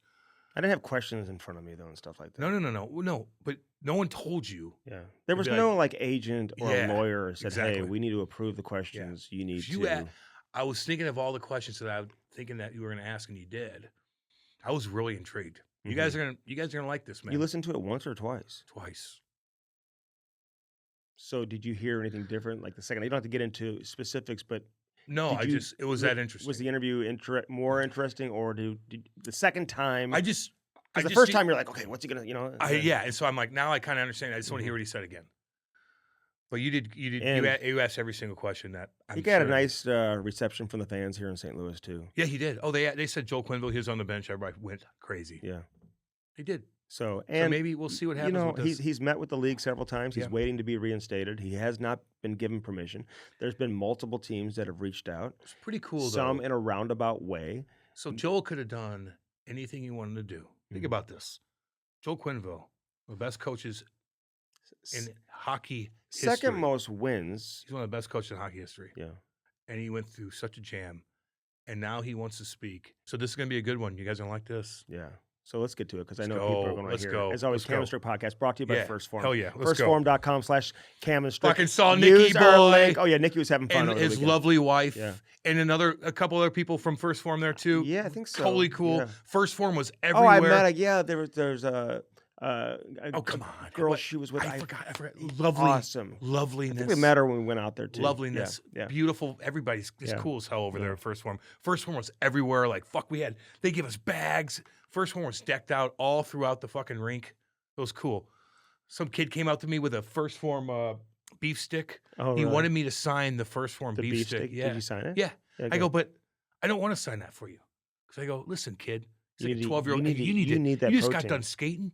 I go, you need to eat this. Do you know how many? It's 20 grams of protein. I have to apologize for Cam all the time because why? There are kids that tell me all the time, hey, I listen to your podcast at the rink. And their dads are there. And I'm like, is your dad present when you're listening? He's like, come up to me and say, I listen. I go, like, really? Yeah. They're like, yeah. The women love it. I'm telling you. And they tend to make some comments. They tend to reach out to me. When I chirp you. I don't know I don't know. It's really weird. It's good. They tend to reach out to me. It's all good. Quite often. A lot of women came up to me. But the kids, they love it too. Listen. I'm not catering to kids, just so all y'all know. So, like, if you have an what's the age requirement? If you have an 8-year-old in the fucking car, like, I can't just be like, I got to think about the 8-year-old. No, like, what's the age requirement? Minimum age to listen to the podcast. 14. You changed it several times. What did I say last time? You said 13, 12. 13. It's 12. It's 12. They can handle a cuss word at 12. Mm-hmm. I was cussing at 12 in front of my parents. But I'm a hillbilly in the 90s from Eureka. Like, that's different. You know what I mean? Yeah. Cam and Strick, firstform.com/Cam and Strick. You know the drill. All the fruits, the greens, the proteins, the apparel, the bars, the energy drinks. Go to First Form. Go to First Form. And go there today. /Cam and Strick, by the way. Firstform.com/Cam and Strick. Great to see you, Nikki boy. Love you guys. And your wife, man. Christy, great people. He waited for us until our Uber came, by the way. Oh, you did? He wouldn't leave. He wasn't drinking either. No, he was like, do you want me to take you home? I kind of did, Nick. I wanted you to say, just get in my car, I'm taking you, because I didn't want to spend the $80, with like. Where does he live? But it's so out of his way. Jeez, don't be a scavenger, Andy. So I was like, dude, it's so out of your way. No way. Don't do that to him. But when you're with like drunk women in the car, it's like. Oh, your wife. She wasn't like out of control. Though. Nah, she was. But she was having. It was her birthday at midnight too, and she's just kind of. Women love their birthdays. That was hilarious. Women love their birthdays, and she had fun with Kate. She had great Christy, time. and like so many other people. There's so many people that the girls had. That was a party for the girls, Whenever we're in that environment, it's just going to be a fun night, man. And it's funny. So we had a great time. We had a great time. Illinois Recovery Center, baby. Yeah. IRC. IRC right there in Swansea, Illinois, helping people every single day. Chrissy Pondoff, Eric Conley doing damn good work over there. They both have been through a ton of stuff. They're not just like, oh, I don't know what's going on, but here, we're gonna start this whole thing up. They've been through hell and back. They know exactly what you're going through. And there's so many different variables what you go through, too. Could be booze, could be this, could be that. Could be all kinds of things. There's a bed, comfortable bed, might I add, waiting for you at the IRC. Check it out. Mm-hmm. They'll talk to you about all the insurance stuff and all that. It's easier than you think. Don't allow that to don't ever allow that. Keep you from contacting Nikki or Chrissy or Eris. They will help you one way or the other. Yeah. It's the IRC, Illinois Recovery Center. Check it out. Go to IllinoisRecoveryCenter.com. Look at all the information. If you want to message me about anything, questions or whatever, if you want to message Chrissy Pondoff, he'll answer your call. He'll answer your call. Message Eric me. Conley too. No, you can message me. You can message Andy. Talk to Andy about stuff. He'll help you. But they will help you. And we've been there. I've been there multiple times. I'm going to get back out there, by the way, and talk to the patients. Okay, good. I love doing that. Yeah, I know. I love doing that. 800-743-0971. That's the phone number. Yep. 800-743-0971. Call them up. Text me. What's the phone number? What's that? What's the phone number again? IllinoisRecoveryCenter.com. That's all you need to know. IllinoisRecoveryCenter.com. 800-743-0971, baby. 0971. 0971. There you go. And again, if you're like driving, you can't write down the number, just reach out to us. We'll get If you just type in Illinois Recovery Center, Google, the pops right up, dude. Like it is what it is. Or follow me or follow Chrissy Pondoff on Instagram. Yeah. Every brand, every hat has tells a story. Yes, it does. Did you know that? Hat Launch will tell you that. HatLaunch.com, man. America's #1 source for customized hats. Next time we do a big event like this, we should get Hat Launch to dude, we should have had them make some. Yeah, I know. NHL alumni. This all happened pretty quick, and like to have Chaser's got so many things going on for us to be like, hey, can you? Should we? Yeah, but I know. We can't do that. Can't do that. Can't do that yet. But me and Andy are gonna have a couple things coming up there too, just so all y'all know. All y'all. Especially all y'all in St. Louis. All y'all. No, anywhere. Yeah, but we're gonna everyone's invited. Of course, but like I'm just saying, like the event's probably be in St. Louis. Okay. You know, whether it's a golf tournament or it's a hockey camp or whatever. PLZ was there, by the way, also. Had a great time with PLZ, man. Love PLZ. I have such a good time with him. Oh, yeah. It's so funny. It's always fun. It's so funny. He had no fucking helmet on. Why would he? People kept saying that, but why? If I was him, I wouldn't wear a helmet either. Why would he wear a helmet? Because I thought he was going to toe pick and fall right into the boards. And this, he's just kind of like cruising around. Yeah, dude, he did. He called one penalty. Who got the penalty shot? Dirk Bentley, I think. Dirk Bentley at the end. He scored on. Oh, but he scored on Ben Scrivens. He scored. Scrivens, man. Yeah. He's a great guy, too. No, he did that on purpose. Oh, he let him score? Yeah. Oh. He asked Dirks, because he knew Dirks was going to have to do something, probably, because you want to pump Dirks up. Well, he's coming out of it. He's going there, although he loves it. So Dirks goes to Dirks Bentley and goes, hey, what's your breakaway move? And Dirks goes, dude, I was going to come on my forehand, and I'm going to go 5-hole. He's like, okay. So Scrivens, you say? Ben Scrivens, I believe. Scrivens. Yeah. Former Maple Leafs, Nicest guy ever. Yeah. All the guys were so fucking cool. Besides, Chelly was kind of a dick. No big deal. But he came in and did exactly what he was supposed to do. Really slow, might I add. It's all over the internet. You can check it out. And Scrivens like, I just lifted my stick up. He goes, Cam. I talked to him afterwards. He goes, I was praying I was not going to stop this. Okay. Well, think that's about good to know. Think about being a goalie. Yeah. And you got the big boy. Yeah. Who's not very good. Can't just shoot the puck. No, you have to let him score. And he's a celebrity. A celebrity. Yeah. And so he's like, I knew what he was going to do. So right at the end, I just lifted my stick and it went right through. Well, so it didn't look obvious. I know. So it was really cool. That's good. It's tough on a goalie. That's a smart move by Scrivens because he didn't like make it look like he 100% just let him score. He kind of made it look like the guy scored on him. Exactly. Which is good on you. He did a good job. Ben Scrivens. He did a good job. HatLaunch.com, though. Check out their website. If you run a men's league team, if you have a school, if you have a baseball team, if you have a business, if you hockey camp need all your workers at a restaurant to wear hats, whatever you need, customized hats. Every hat tells a story, man. If you just want to get a hat for you and your like family reunion, bachelor parties, bachelorette parties, whatever it is, these guys are the absolute best. Say hi to Danny and Jordan, brother. Danny Jordan, what's going on, guys? Love you guys. No, real deal. Say it like you mean it. But like I did mean it. Okay. Because they are the best. They are the best. HatLaunch.com.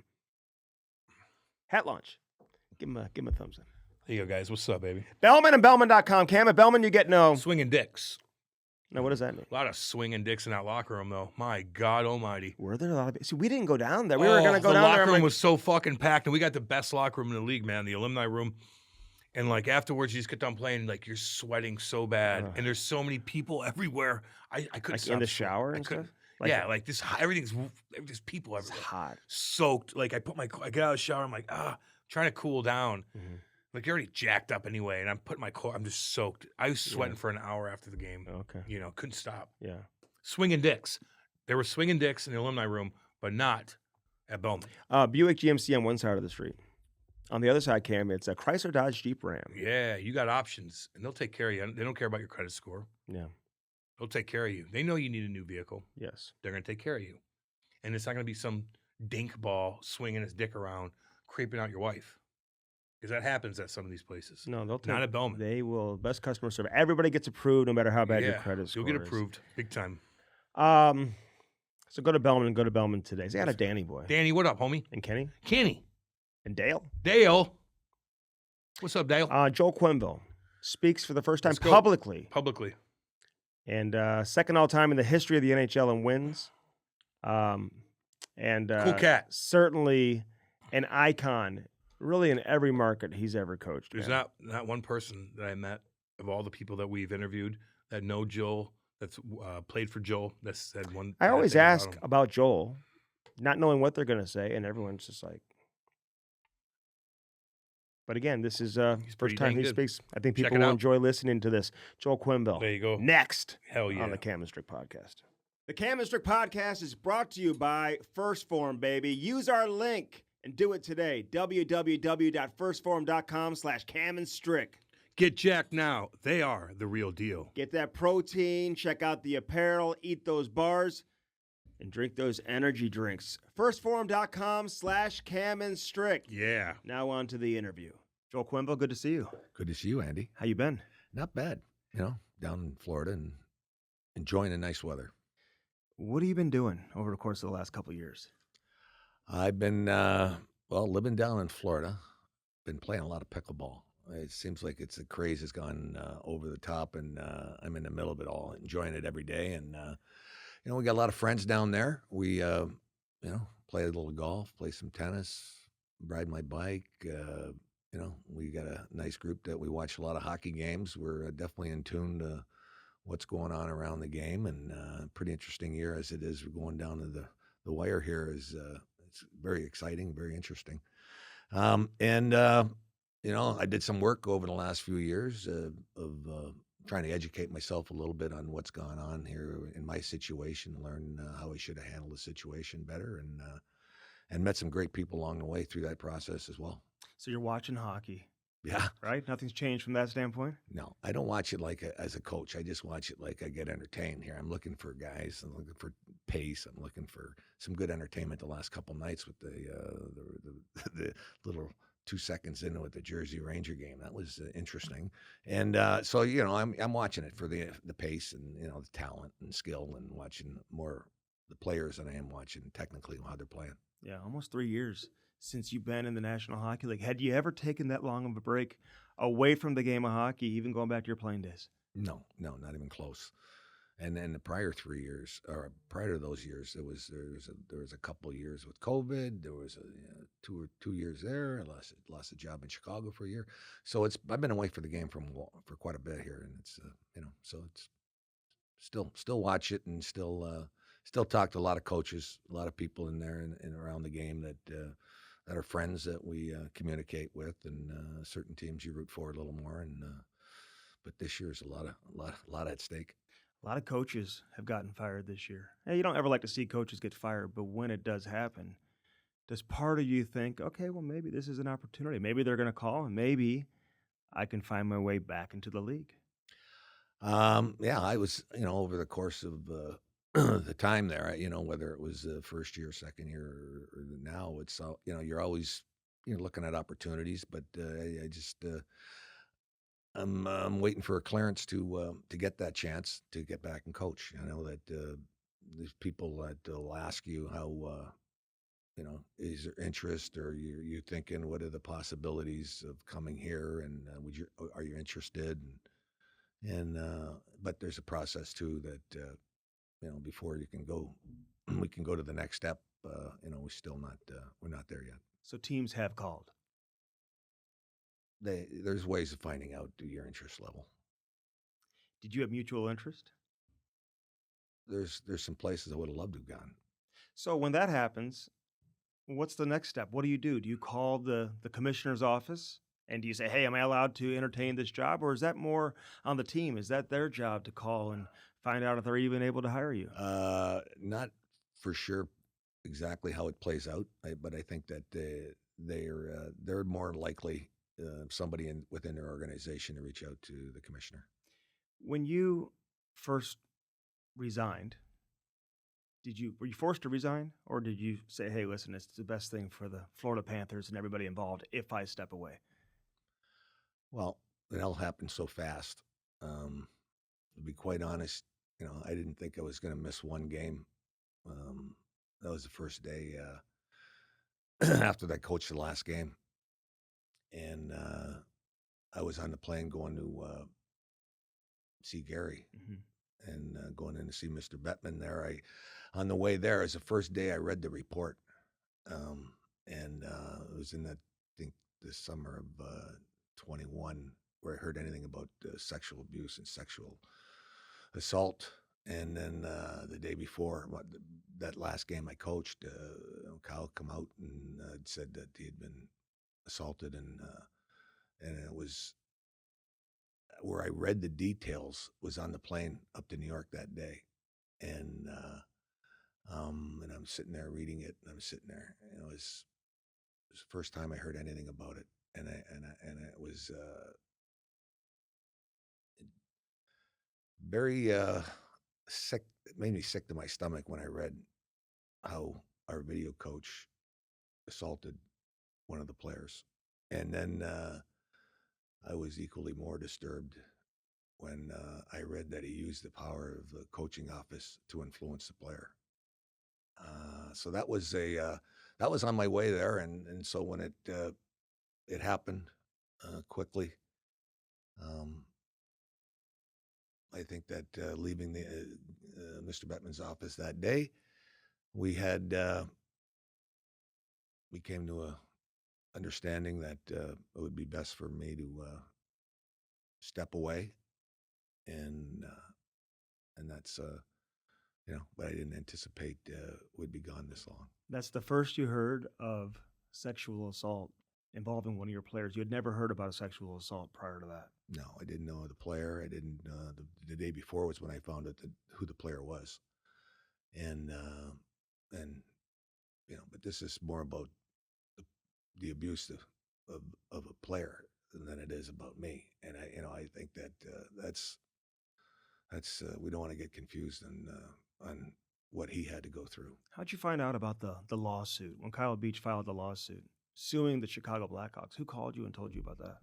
Don't know how he found out. I mean, I don't know. Might have read it, or somebody might have called me. Blackhawks might have called me. So when you're on the bench, your last game, Florida Panthers, they improved to 7-0 to start the season. You guys play the Boston Bruins, and you win 4-1. You're not thinking in the third period, this could be my last game coaching, at least for this season? No chance that I think that was my last game. Did I think of that ever crossed my mind? So you go to New York, and I imagine you fly with Florida Panthers executives. What are they saying? Are you having any discussion about your future with Florida even prior to meeting with Gary? I don't want to get in exactly how that whole day played out. There's a lot of this, and that all happened all in a short amount of time. And whether there's different discussions or things but I'll keep those conversations private. What about the conversation with Gary in his office? Who's there for that meeting? That meeting that day, there was probably 5-6 people in the meeting.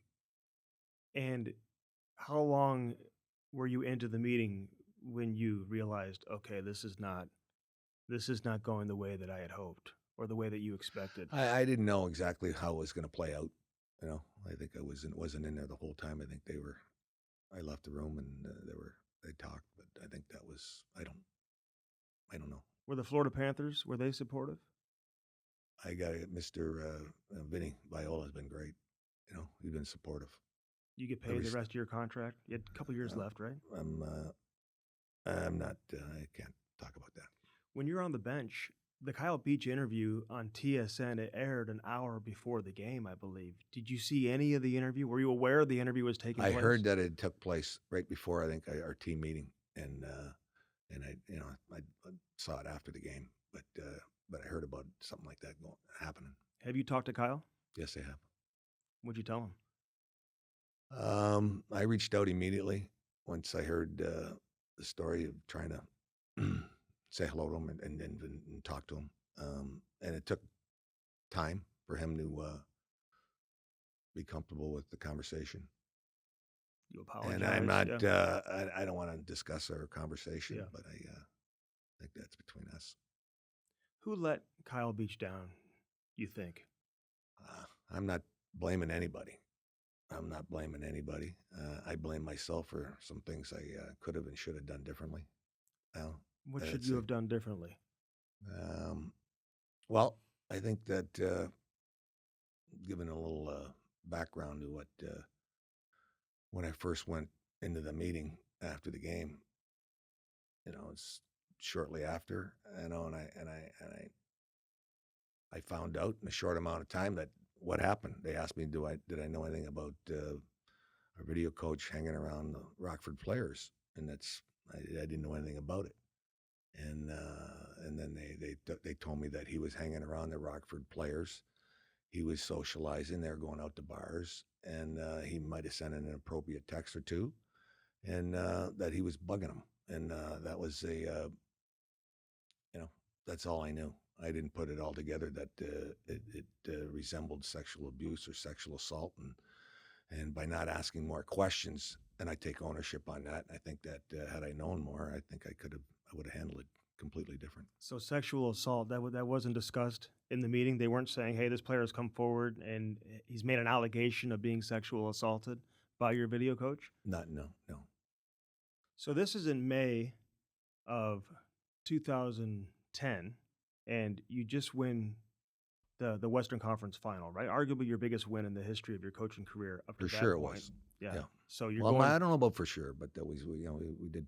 Well, you're going to the Stanley Cup final. I know, but we won the cup in '96. So as an assistant. Yeah. Right? Okay, but I still think I count them the same. Yeah, no doubt, no doubt. So you're in that meeting. So the game just ends, and I know some of your players have told me that you had a policy where you didn't have meetings with players after games. Is that right? I think when I was here in St. Louis, my first working with Roger and Jimmy, Roger, first thing he taught me is you never have meetings with the players in the locker room after games, and for all the right reasons. Right? Roger Nilsson, yeah, right, and Jimmy Roberts. So it was like, the emotions are so high, and I think that and I'm an emotional guy, and so there's nothing productive coming of it, and I think that. That's why I have a rule that I don't go into the locker room after games. So who tells you that John McDonough, the president of the Blackhawks, you got Stan Bowman in there, and you can fill us in with whoever else was in the meeting. Who comes and grabs you and says, hey, they want to see you upstairs? I don't know if I don't know how that process, who was either the messenger or a phone call or somebody came and tapped me and go upstairs or they want to see upstairs or go visit upstairs. I don't remember that process. What were you thinking the meeting was going to be about? No clue. Could have gone anywhere. I mean, we could be thinking about preparing for what are we going to do for going into the next round. How do we want to go day by day? Might have been a scheduling thing. There might have been this or that, but I had no idea what it was going to be about. And where'd that meeting take place? I think it was upstairs. I don't know if it was in the president's office or the upstairs office. I don't remember. And so who did the talking? Who ran the meeting? Well, I walked into a meeting that was ongoing, so I don't know exactly who was running it. I just know what I learned when I was in there, and it was brief. And I don't know who was doing. I don't know. How long were you in the meeting? You think? 5 minutes, maybe 5 minutes. 10 minutes. And what'd you learn in the meeting? What I learned was that Brad, when I say Brad, video coach, was hanging around the Rockford players, was socializing with them, sending inappropriate texts, going to bars, and and basically the guys are being bothered by it.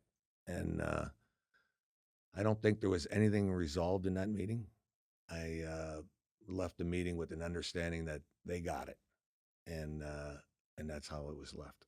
Apparently, there was a prior meeting too when you were playing in a previous series against San Jose. Were you in that meeting when you were playing the Sharks as well in San Jose, or no? No, I knew nothing about that meeting ever. So this was the first time you were ever in the meeting. First time I ever heard about anything about this and matter. Did you talk? And the last time I ever heard about the matter. Never had a follow-up meeting about it? Never. I blame myself for not pursuing that further. What should you have done? I should have asked more questions. I should have, pushed them to find out more the seriousness of the matter.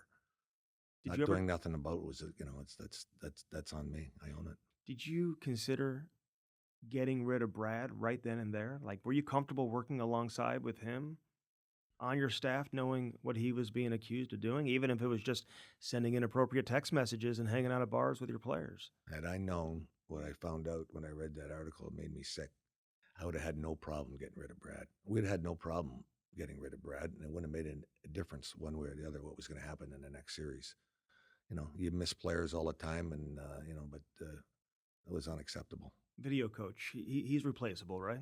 Absolutely. Where the players are replaceable, we're replaceable. Mm-hmm. I think that that was in the spur of the moment. I would have had no problem with that. What was his responsibility as a video coach? What did he do? Video coach is they get the team. Sometimes they can do some individual clips for guys. They get the coaches what they need for their meetings. They give you highlights in between periods, and some statistics that you're looking for.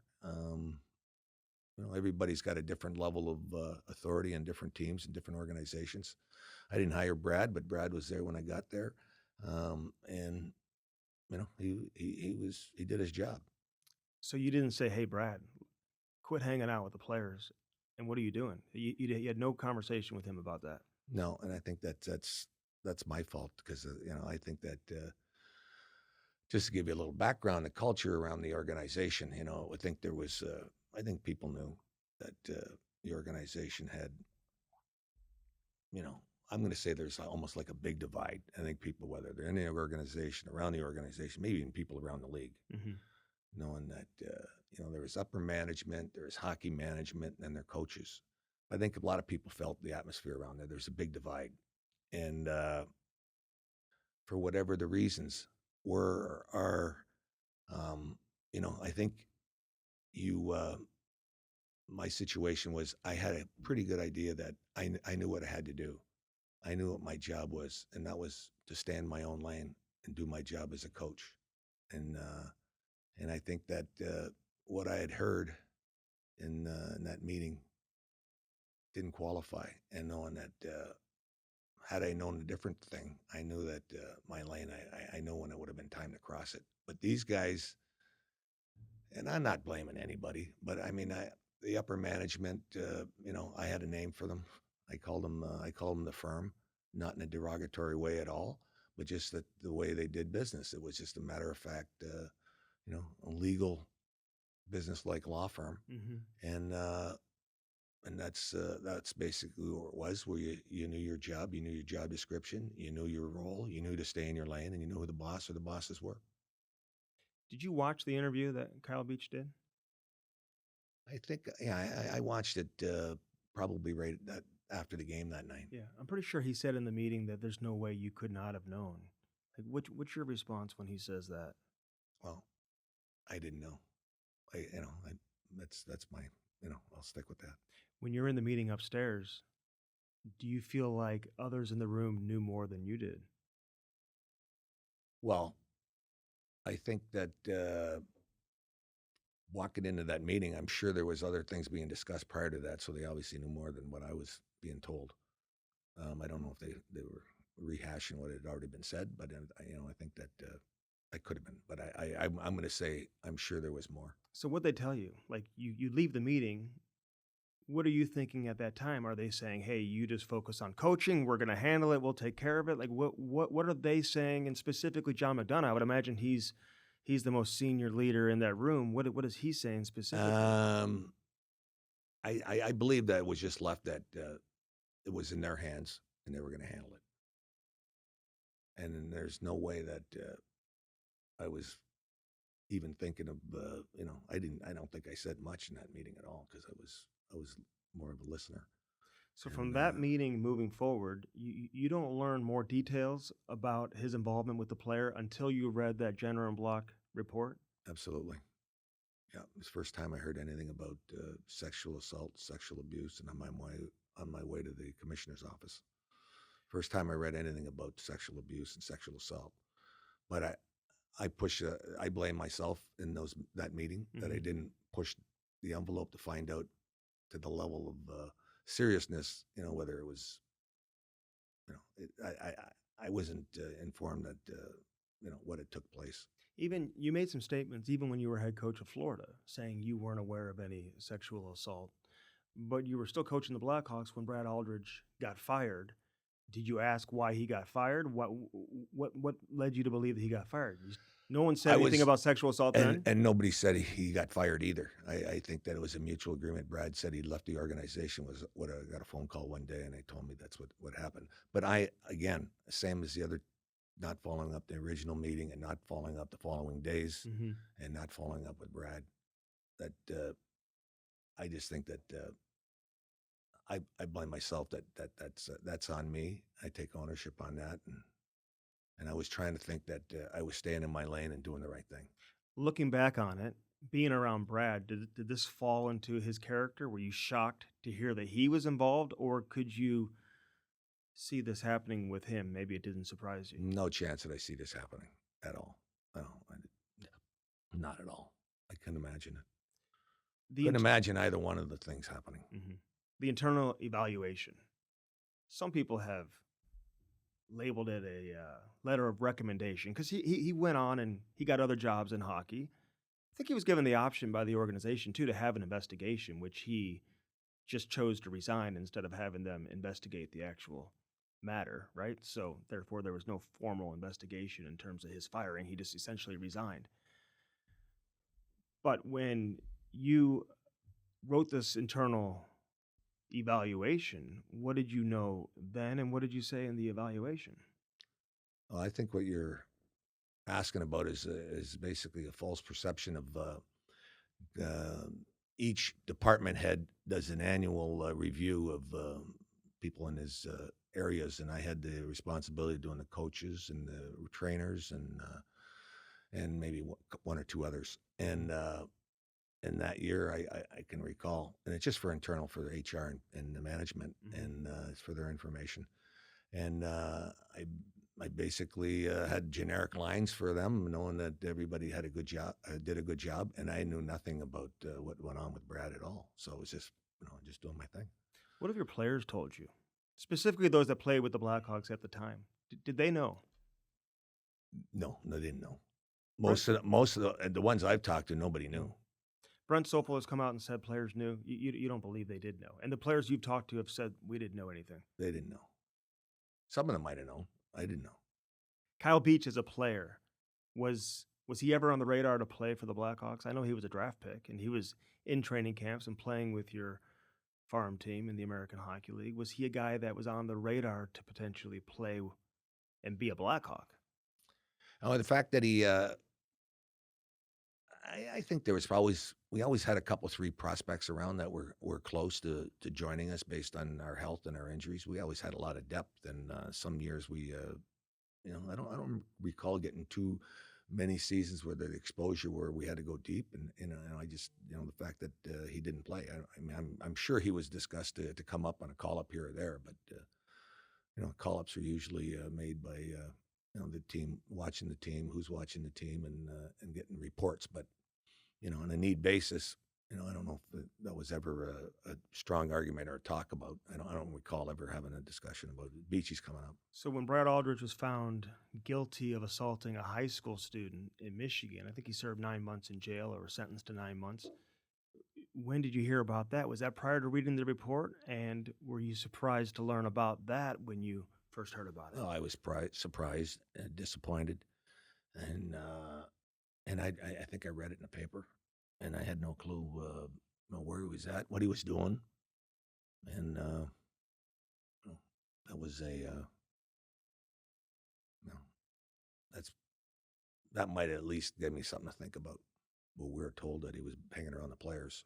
But I didn't take that any other way than like hanging around. As coaches, you're not supposed to hang around players. It's obviously a thing that I take responsibility for too. If you knew he was hanging out with the players, I mean, that's automatic. Get this guy out of here, fired immediately. Thing is, like, it wasn't like it was that team was away from our team, and at that time, so like it wasn't even. I didn't even know what these guys Explain were. what Their a schedule. Black Ace is.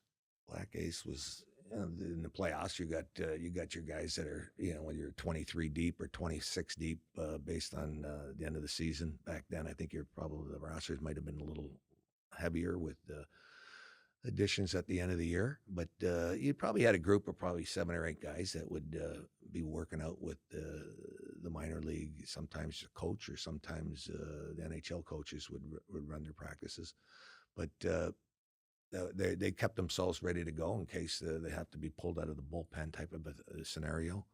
And but we have called guys up out of that scenario, and I can recall a guy in that scenario ended up coming up and playing on a team that won. When you were in the meeting after the San Jose series, was Kyle Beach's name brought up in the meeting? No names. Was Brad Aldridge's name brought up in the meeting? No names. They could have said Brad's name, but I mean, it was a video coach with me. That's. You only had one video coach, right? Yeah. Okay. So you kind of had an idea. Like, were you thinking at all about what to do with this guy, even when you left the meeting? No, I wasn't thinking like that. I wasn't thinking what to do with Brad. You coached the Blackhawks for several more years after that. You won 2 more Stanley Cups. You ended up winning the Stanley Cup that year, so you win 2 more Stanley Cups after that, 2013, 2015. So 3 Stanley Cups in all. Was this topic, was it ever brought up again? No. We had in the 3 years, we had 3 different video coaches that won. And, I think that the story with Brad never was a problem, never was an issue, never got to the bottom of it. You think this should be a coaching issue? Like when something like this is brought up, that this should be on the shoulders of the coach to take care of? Well, what I learned over this process is that I definitely didn't handle it properly. I definitely should have handled it differently. I should have whether confront Brad from what I heard, or follow up and ask more questions to get to the seriousness of it, and then report it correctly, and making sure that there's follow up off of that, and whether it was the head of HR or top management, making sure that it's followed. They follow through on the whole process. So when you go to Florida, you find out about this, and then you're in New York, and they tell you got to resign. Did you fight to keep your job, or were you just kind of threw your hands up? I don't want to talk too much about that process. That was a tough day. That was just that was a long day. It was a tough day. Billy Zito, the organization, like it was everything out of their hands. Is there anything they could have done for you to keep your job? I'm not positive on that, but I'd say I don't think they did. Kevin Cheveldayoff, he was in the meeting, correct, in May? Yeah, I think he was there. May of 2010. And he's now the general manager of the Winnipeg Jets. What makes his situation different than yours? Have you thought about that? I'm not. I don't want to go there. I don't want to talk about that. I like Chevy. I'm happy, and he's having a lot of success this year. So you're not saying, well, he shouldn't be able to work because I can't work? I'm not complaining about Chevy. You ever asked the league, well, how come this guy can work and I can't? I don't want to talk about that. Do you think it's fair that you're not coaching? Well, fair or whatever, depending on how you look at it. But I think that I deserve a chance to coach again. You think you'll ever coach again? Do I? I don't know. I think one day I think I coached my last game, and the next day I sit there. Geez, I'd like to get a hold of that team. That'd be fun to work with.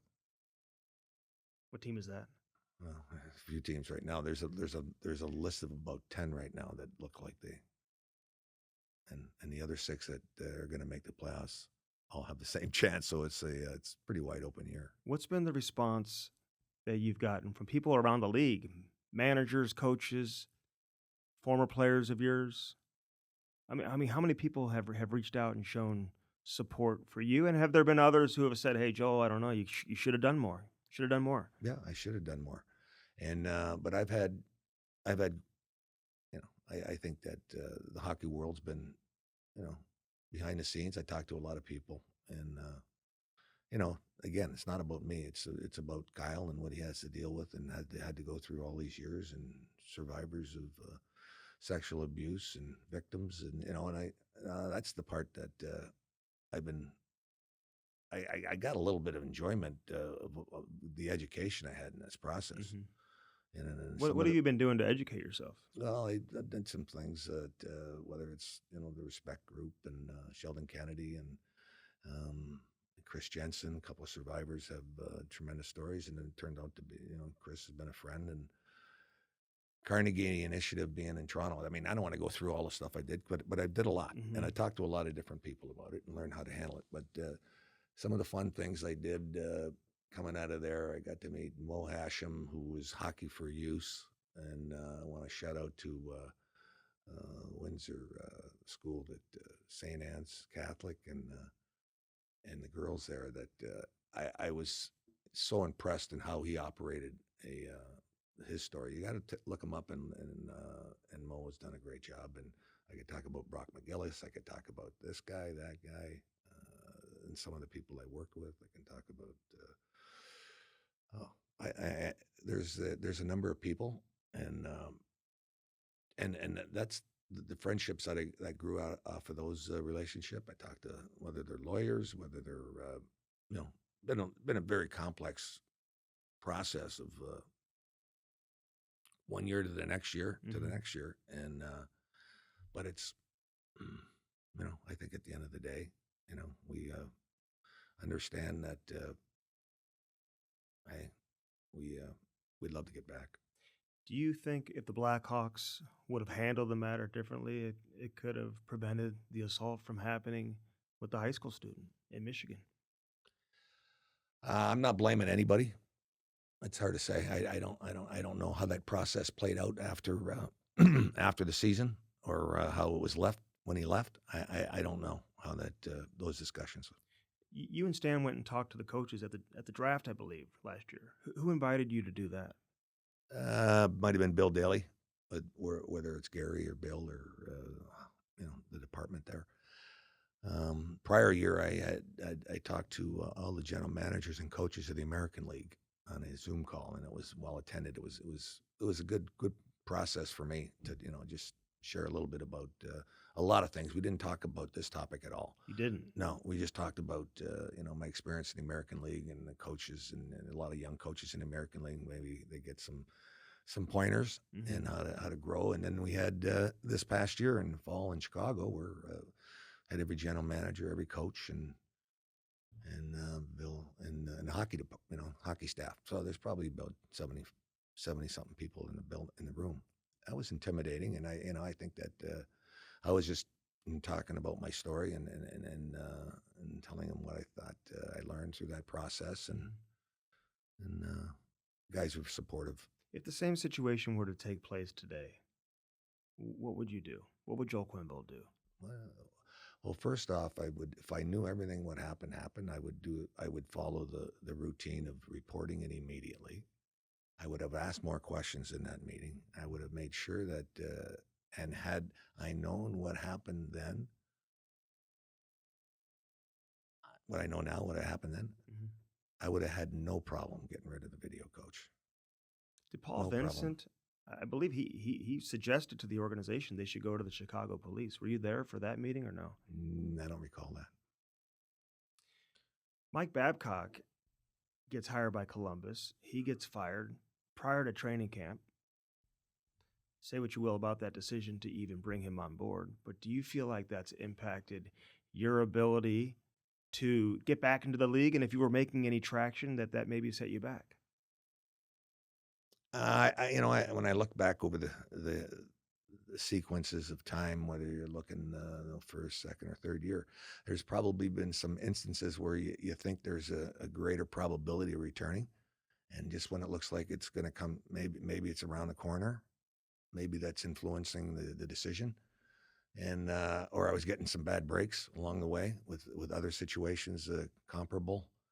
But no, I don't know. I don't think my situation compares to theirs at all.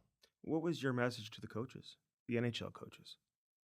I just kind of told them what the process of how to deal with the situation, reporting it, and if it happens, I can go over that step by step. But I think I was trying to go brief as possible, Mm-hmm. and but I know one thing: if I had another position, probably my main takeaway from that meeting would have been that if I were to be hired again, first thing I would do is sit down with the president, the general manager, head of HR, and have a good discussion on how exactly we're going to handle allegations like that. Anything come close to ever happening throughout your coaching career that came close to what took place here with Kyle Beach and the Blackhawks, and any other stop that you had? Not even close. No. This is too. You were there for the Mike Danton situation, or outside the box? No, I wasn't there. That was. I got fired right before the playoffs.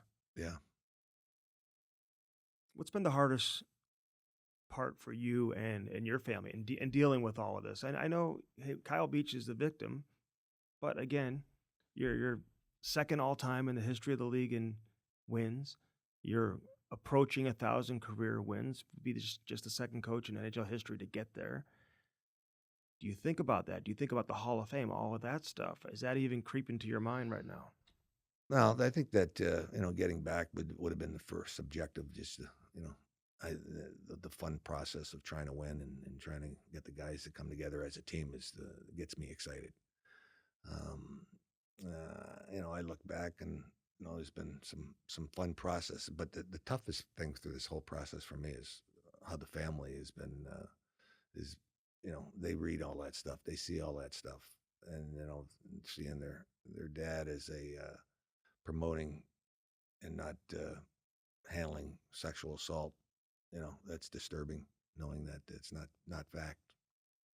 When you hear people say Joel Quenneville, he enabled a sexual predator, I mean, that's heavy, right? Yeah, not true. And so, but at the same time, I should have pushed enough buttons to get there. How has it impacted your family? Are they? You mentioned they read and everything. Well, are they been pretty supportive? They think you're going to get back in? They're supportive as always. Everybody's been great through this whole process. That support's been outstanding. I think that we live it every day, and I think that eventually, we're trying to stay positive and reaching out and talking about this today can help some awareness as well. Why is it taking you so long to speak publicly? Well, I'm going to be honest right off the bat. I didn't think I was going to miss a game. And the process was that what transpired, I had to respect the process. And there was probably some instances along the way where there was probably a couple of occasions where I thought maybe it was right around the corner and I misread the situation where we are here today. And I blame that on myself. But I always felt that I was doing my job. I was staying in my lane. And, I think that that's where it's at. You think you deserve to be suspended I don't even know if you call it, it's not suspended. You're not suspended from the NHL, but you have to be reinstated in order to coach again. So whatever you want to call it in terms of where your standing is with the league, but do you feel like you deserve the punishment you received? Well, I think I deserve to come back and get an opportunity to coach. I've worked with a lot of guys, a lot of players, have a lot of respect for the players, the trainers, my peers, treat them like professionals. I had a miss in 2010, and I own it. At the same time, I believe that there's a place for me in the game. You worry about how the fans or how an individual market would react to them hiring you, and do you think the league is concerned about that? I think that's probably could be part of the holdup. I'm not sure exactly the what's I think we feel like we deserve some consideration. When's the last time you talked to Gary Bettman? I talked to him probably a couple months ago. And has he given you any indication that he was considering reinstating you, or had you pled your case and say, "Hey, I want back in"? And what does he say when you tell him that? We've had several discussions. We've had I've been there a few times, more than a few times in New York, and some phone calls, and so we've had a lot of discussions. Has Kyle Beach said he'd support you coaching again? Have you asked him that? I don't know. I didn't ask him that. So what's the next step now for Joel Quenneville? You just wait? I've been more than patient, and patient as well, and thinking that what's the next move? I can be stubborn. I can continue to persevere. At some point, been away from the game for a long time now. I don't know how easy it is to get back on that bike. You think it would be difficult to do? Not going to be easy. In what way? You're getting older. Still coach though, right? Yeah, I've been fortunate though. We've had some great teams, and I think that really helps. Your message being delivered. And you still keep in touch with the trends of the game and where the game is going and all that, right? Oh, I love watching the game. Who's the best team in the league right now? I think that one division in the East in Florida, those four teams, top four teams, look like any of them could win. You ever think about go ahead. What could have been if you stayed with that Florida team? Yeah, there's a lot of wouldas and couldas in the coaching world. So that's the business, and the ups and downs are tremendous. And it's we were talking yesterday about how hard it was a championship, and we left some meat on the table here in St. Louis by not winning when we were there with a pretty good hockey team. We were a very good hockey team, and that's how hard it is to win. And so we've been fortunate in a lot of places that we've had some success, and I've coached some great players, but I'd welcome that. You've got some critics out there, which I'm sure you've seen, right? Media specifically. What would your message be to those that have taken so many shots at you? Well, I try not to read too much, and I don't look at and read a lot of stuff when I'm in season. And since I haven't been coaching, I don't want to. I don't like reading about myself, or whether it's a pat on the back or a kick in the butt. So that's my nature. So I can't control that. I've asked you earlier in our conversation, but I'll ask you again. How would you characterize where you are in terms of your ability to get back behind a bench? Are you hopeful? Are you optimistic? Are you confident? Are you not confident? Oh, my ability to do it would be 100%. My ability to be able to, that number's, I could flip a coin. Do you hope to talk to Gary Bettman again? I'd like to come back and get a chance to coach again. How would you characterize your relationship with Stan when you guys were working together? You guys get along, see eye to eye, regular coach GM relationship? I would say we're fine. We're fine. I think that, I think as a GM, at that time, I was with Larry Plow for a long time, probably at least 8 years, I think, with Larry. We had a good relationship, and we worked well together. Pierre Lacroix had, Stan. Stan was kind of quiet, and so he was fine. You see his situation that he's in right now similar to yours? He's not allowed to manage right now, correct? Yeah, we're in the same boat. I believe we're in the same boat. Have you talked? I talked to him a few times. We're in Chicago there together, talking to the coaches, and I saw him there. So you're not going over your situations together on a weekly basis, talking to him? No, not at all. Should they be put in the same category? Are they the same or are they different? Well, I'm not the referee. What about John McDonough, the president? I feel like his name hasn't gotten as much attention, certainly as yours or Stan's.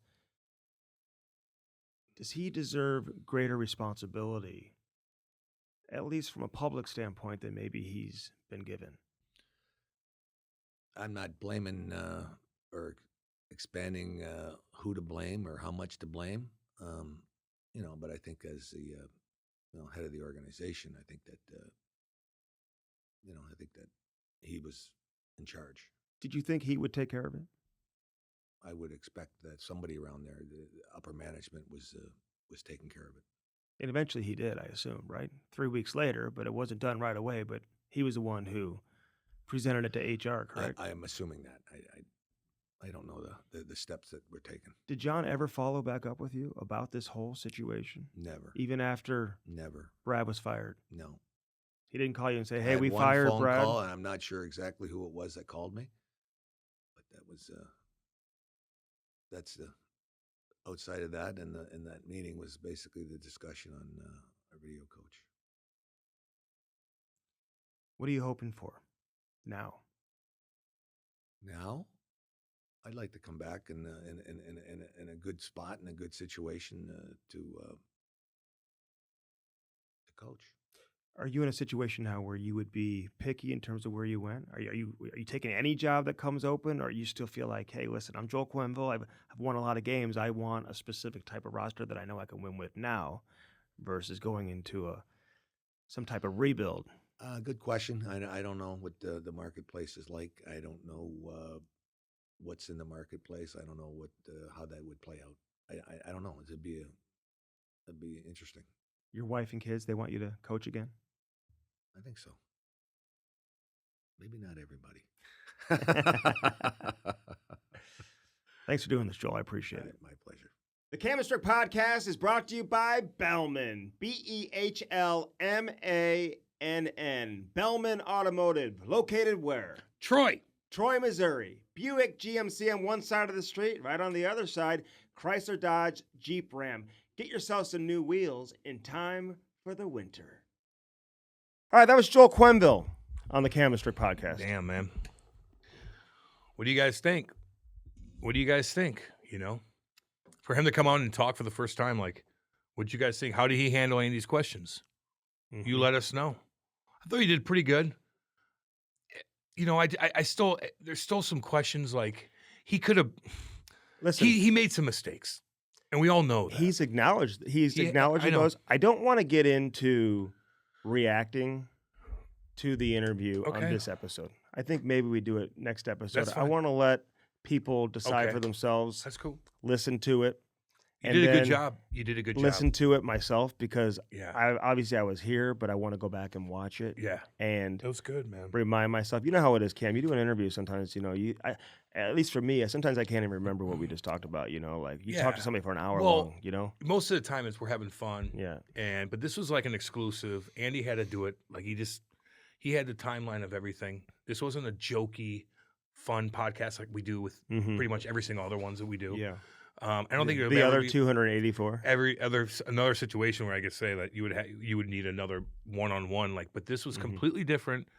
This is one of the most interesting stories in NHL history. Maybe one of the biggest scandals in NHL. Biggest scandals, and so with one of the best coaches in NHL history, who hasn't been allowed back in the league, who people love. He needed to talk, man, and I'm glad that he was in town for this event. It was planned beforehand. But it just worked out better. It worked out better to do it in person. We had been talking about doing I'll tell you this: a lot of people are rooting for him. A lot of people in the hockey world, just so you know. There's a lot of monsters last weekend, and they love that man. They do. They respect the shit out of Joel Quenneville. Well, I can say this. Big time. He talks to players on a weekly basis, whether it's Marion Hossa, Duncan Keith, the Jonathan Taves, Kane, who obviously is playing right now, so he's got other stuff going on. Seabrook, like all these guys, man. Daniel Carcillo has been a guy who we all know how outspoken he's been. Extremely supportive of Joel Quenneville, and I'm sure there's been some maybe who haven't been. Brent Sopel. Brent Sopel was a guy who you asked him about that. Did so. It's not a situation where I mentioned Duncan Keith and whatever. There's just been a lot of guys who he I think that's helped him throughout this process. Not to make him the victim in all of this, and I get all that, because you have Kyle Beach and you got to be very sensitive to his situation, but we're focusing on Joel right now for the purpose of this conversation right now. He has not been allowed to get back into the league. Others have. You look at Kevin Cheveldayoff, who was in the meeting with the Blackhawks, who is, the general manager of the Winnipeg Jets. People wonder, hey, what's the difference in situation? I know he's the head coach. The way it all went down was just kind of bizarre. Like it really was. Yeah. Everything about it. Well, you know what weird. else? And even Kyle, who remained with the organization, and for a long time, was in training camps following. It was never talked about. He's coming back to training camp for the next several years after this question marks, incident, and it's never really even being discussed internally, ever being discussed internally with the organization. Like the whole thing's fucked up. Yeah, like it is. It is. But I'm glad he spoke. Mm-hmm. I think a lot of people are going to be. They're going to have an opinion on it one way or the other. And some people you won't change their opinion. No, right? and that's fine. And I don't think the idea is to change anybody's opinion. What do you think's going to happen? What do you think's going to happen? I think he will be allowed back into the NHL. Yeah. To coach again. I don't think I do too. This isn't like a situation that deserves a lifetime ban, in my opinion. No. It was a mess up, but it was a mess up. But I mean, a guy who had a pretty clean track record up to that point. I know. And are you in position to just never let them coach again? I don't know. That's a decision. I will say, Gary Bettman as the commissioner of the NHL, he's got a lot of power. He does. I'm interested to see what the fans think. He's the one who gets to make the decision. I'm interested to see what the fans think of Chicago, St. Louis, just places he's been. Mm-hmm. Actually, their overall fan base in the NHL. What do they think? What do you think of this interview? You know what I mean? Do you think he should get another chance? Would you, if you were an owner of a NHL team, would you roll the dice and take one of the best coaches? Would you push the league to allow you to hire him? I would. And maybe you will take some flack from the fans, but I think that would eventually go away, just like everything else does. So you're right. This is not it was a mess up. He could have done a lot, and he talked about it. He could have done some things differently that would have changed the outcome. But on the other hand, I think that he deserves a second chance. Absolutely. Stan Bowman too. Yeah, Stan Bowman too. I'd love to hear from John McDonough. I know. Can we get him on, please? I'd love to hear from John McDonough as the president of the team. Can we get him on, please? Maybe. I don't know if he'll talk. You know. So anyway, we're trying to be like, this is kind of like a serious thing. So we're not crazy today. Like we're usually talking about blah, blah, blah. But this is a different interview, man. So we're kind of like trying to be too serious. My bad. I'll be curious to hear the feedback from people who listen and let us know. And then next week we'll dive a little more into it. Yeah. Although we'll be getting ready for the playoffs too. So playoffs with who? We'll be getting ready for to break playoffs? Down the playoffs. And watch the playoffs. I was talking about the Blues in there. No, they're not going to do it. Although Binnington lost his mind the other day. I saw Colton Parayko fight for the first time in a long time. How many fights do you think he's been into? 3 apparently. He did pretty good. I went and I saw another one that he was in against Richie with the Dallas Stars. Yeah, okay. A little while back. I didn't remember the fight. I don't remember any of his fights. And to see, he did pretty good. He did. He looked more comfortable. He looked like he knew how to throw a punch. Correct. I was like, what is he going to do here? And he just, I'm like, that could hurt somebody. I thought Colton Parayko this season has been way more aggressive. He's been good. You know what I mean? Good. After the whistle, all that type of stuff. I see, even on that road trip I went on, like the way he played in some of those games, he was he plays hard. He doesn't play soft. Dude, you know what I'm saying? So dominant. I know people don't. He was so He's dominant. not a guy that, like, with his size, you think he should be doing some of that more often, the fighting and all that. But, like, I don't care about this. Dude, he get people off the puck. But he wins battles left and right, and he competes his ass off. No, he was the best player on the ice a couple times, like by far. Oh, yeah. Throughout the course of the season? He was the best player on the ice in some of these games. He has pretty good teams. Like, it was just obvious. Batting pucks down, making plays, doing this, getting assists in overtime, whatever the case is. Yeah. So anyway. All right, Cam Strick Podcast brought to you by First Form, as always, firstform.com/Cam Strick. Check out their website. Always use our link. Check out all the apparel and everything else, the bars, the energy drinks.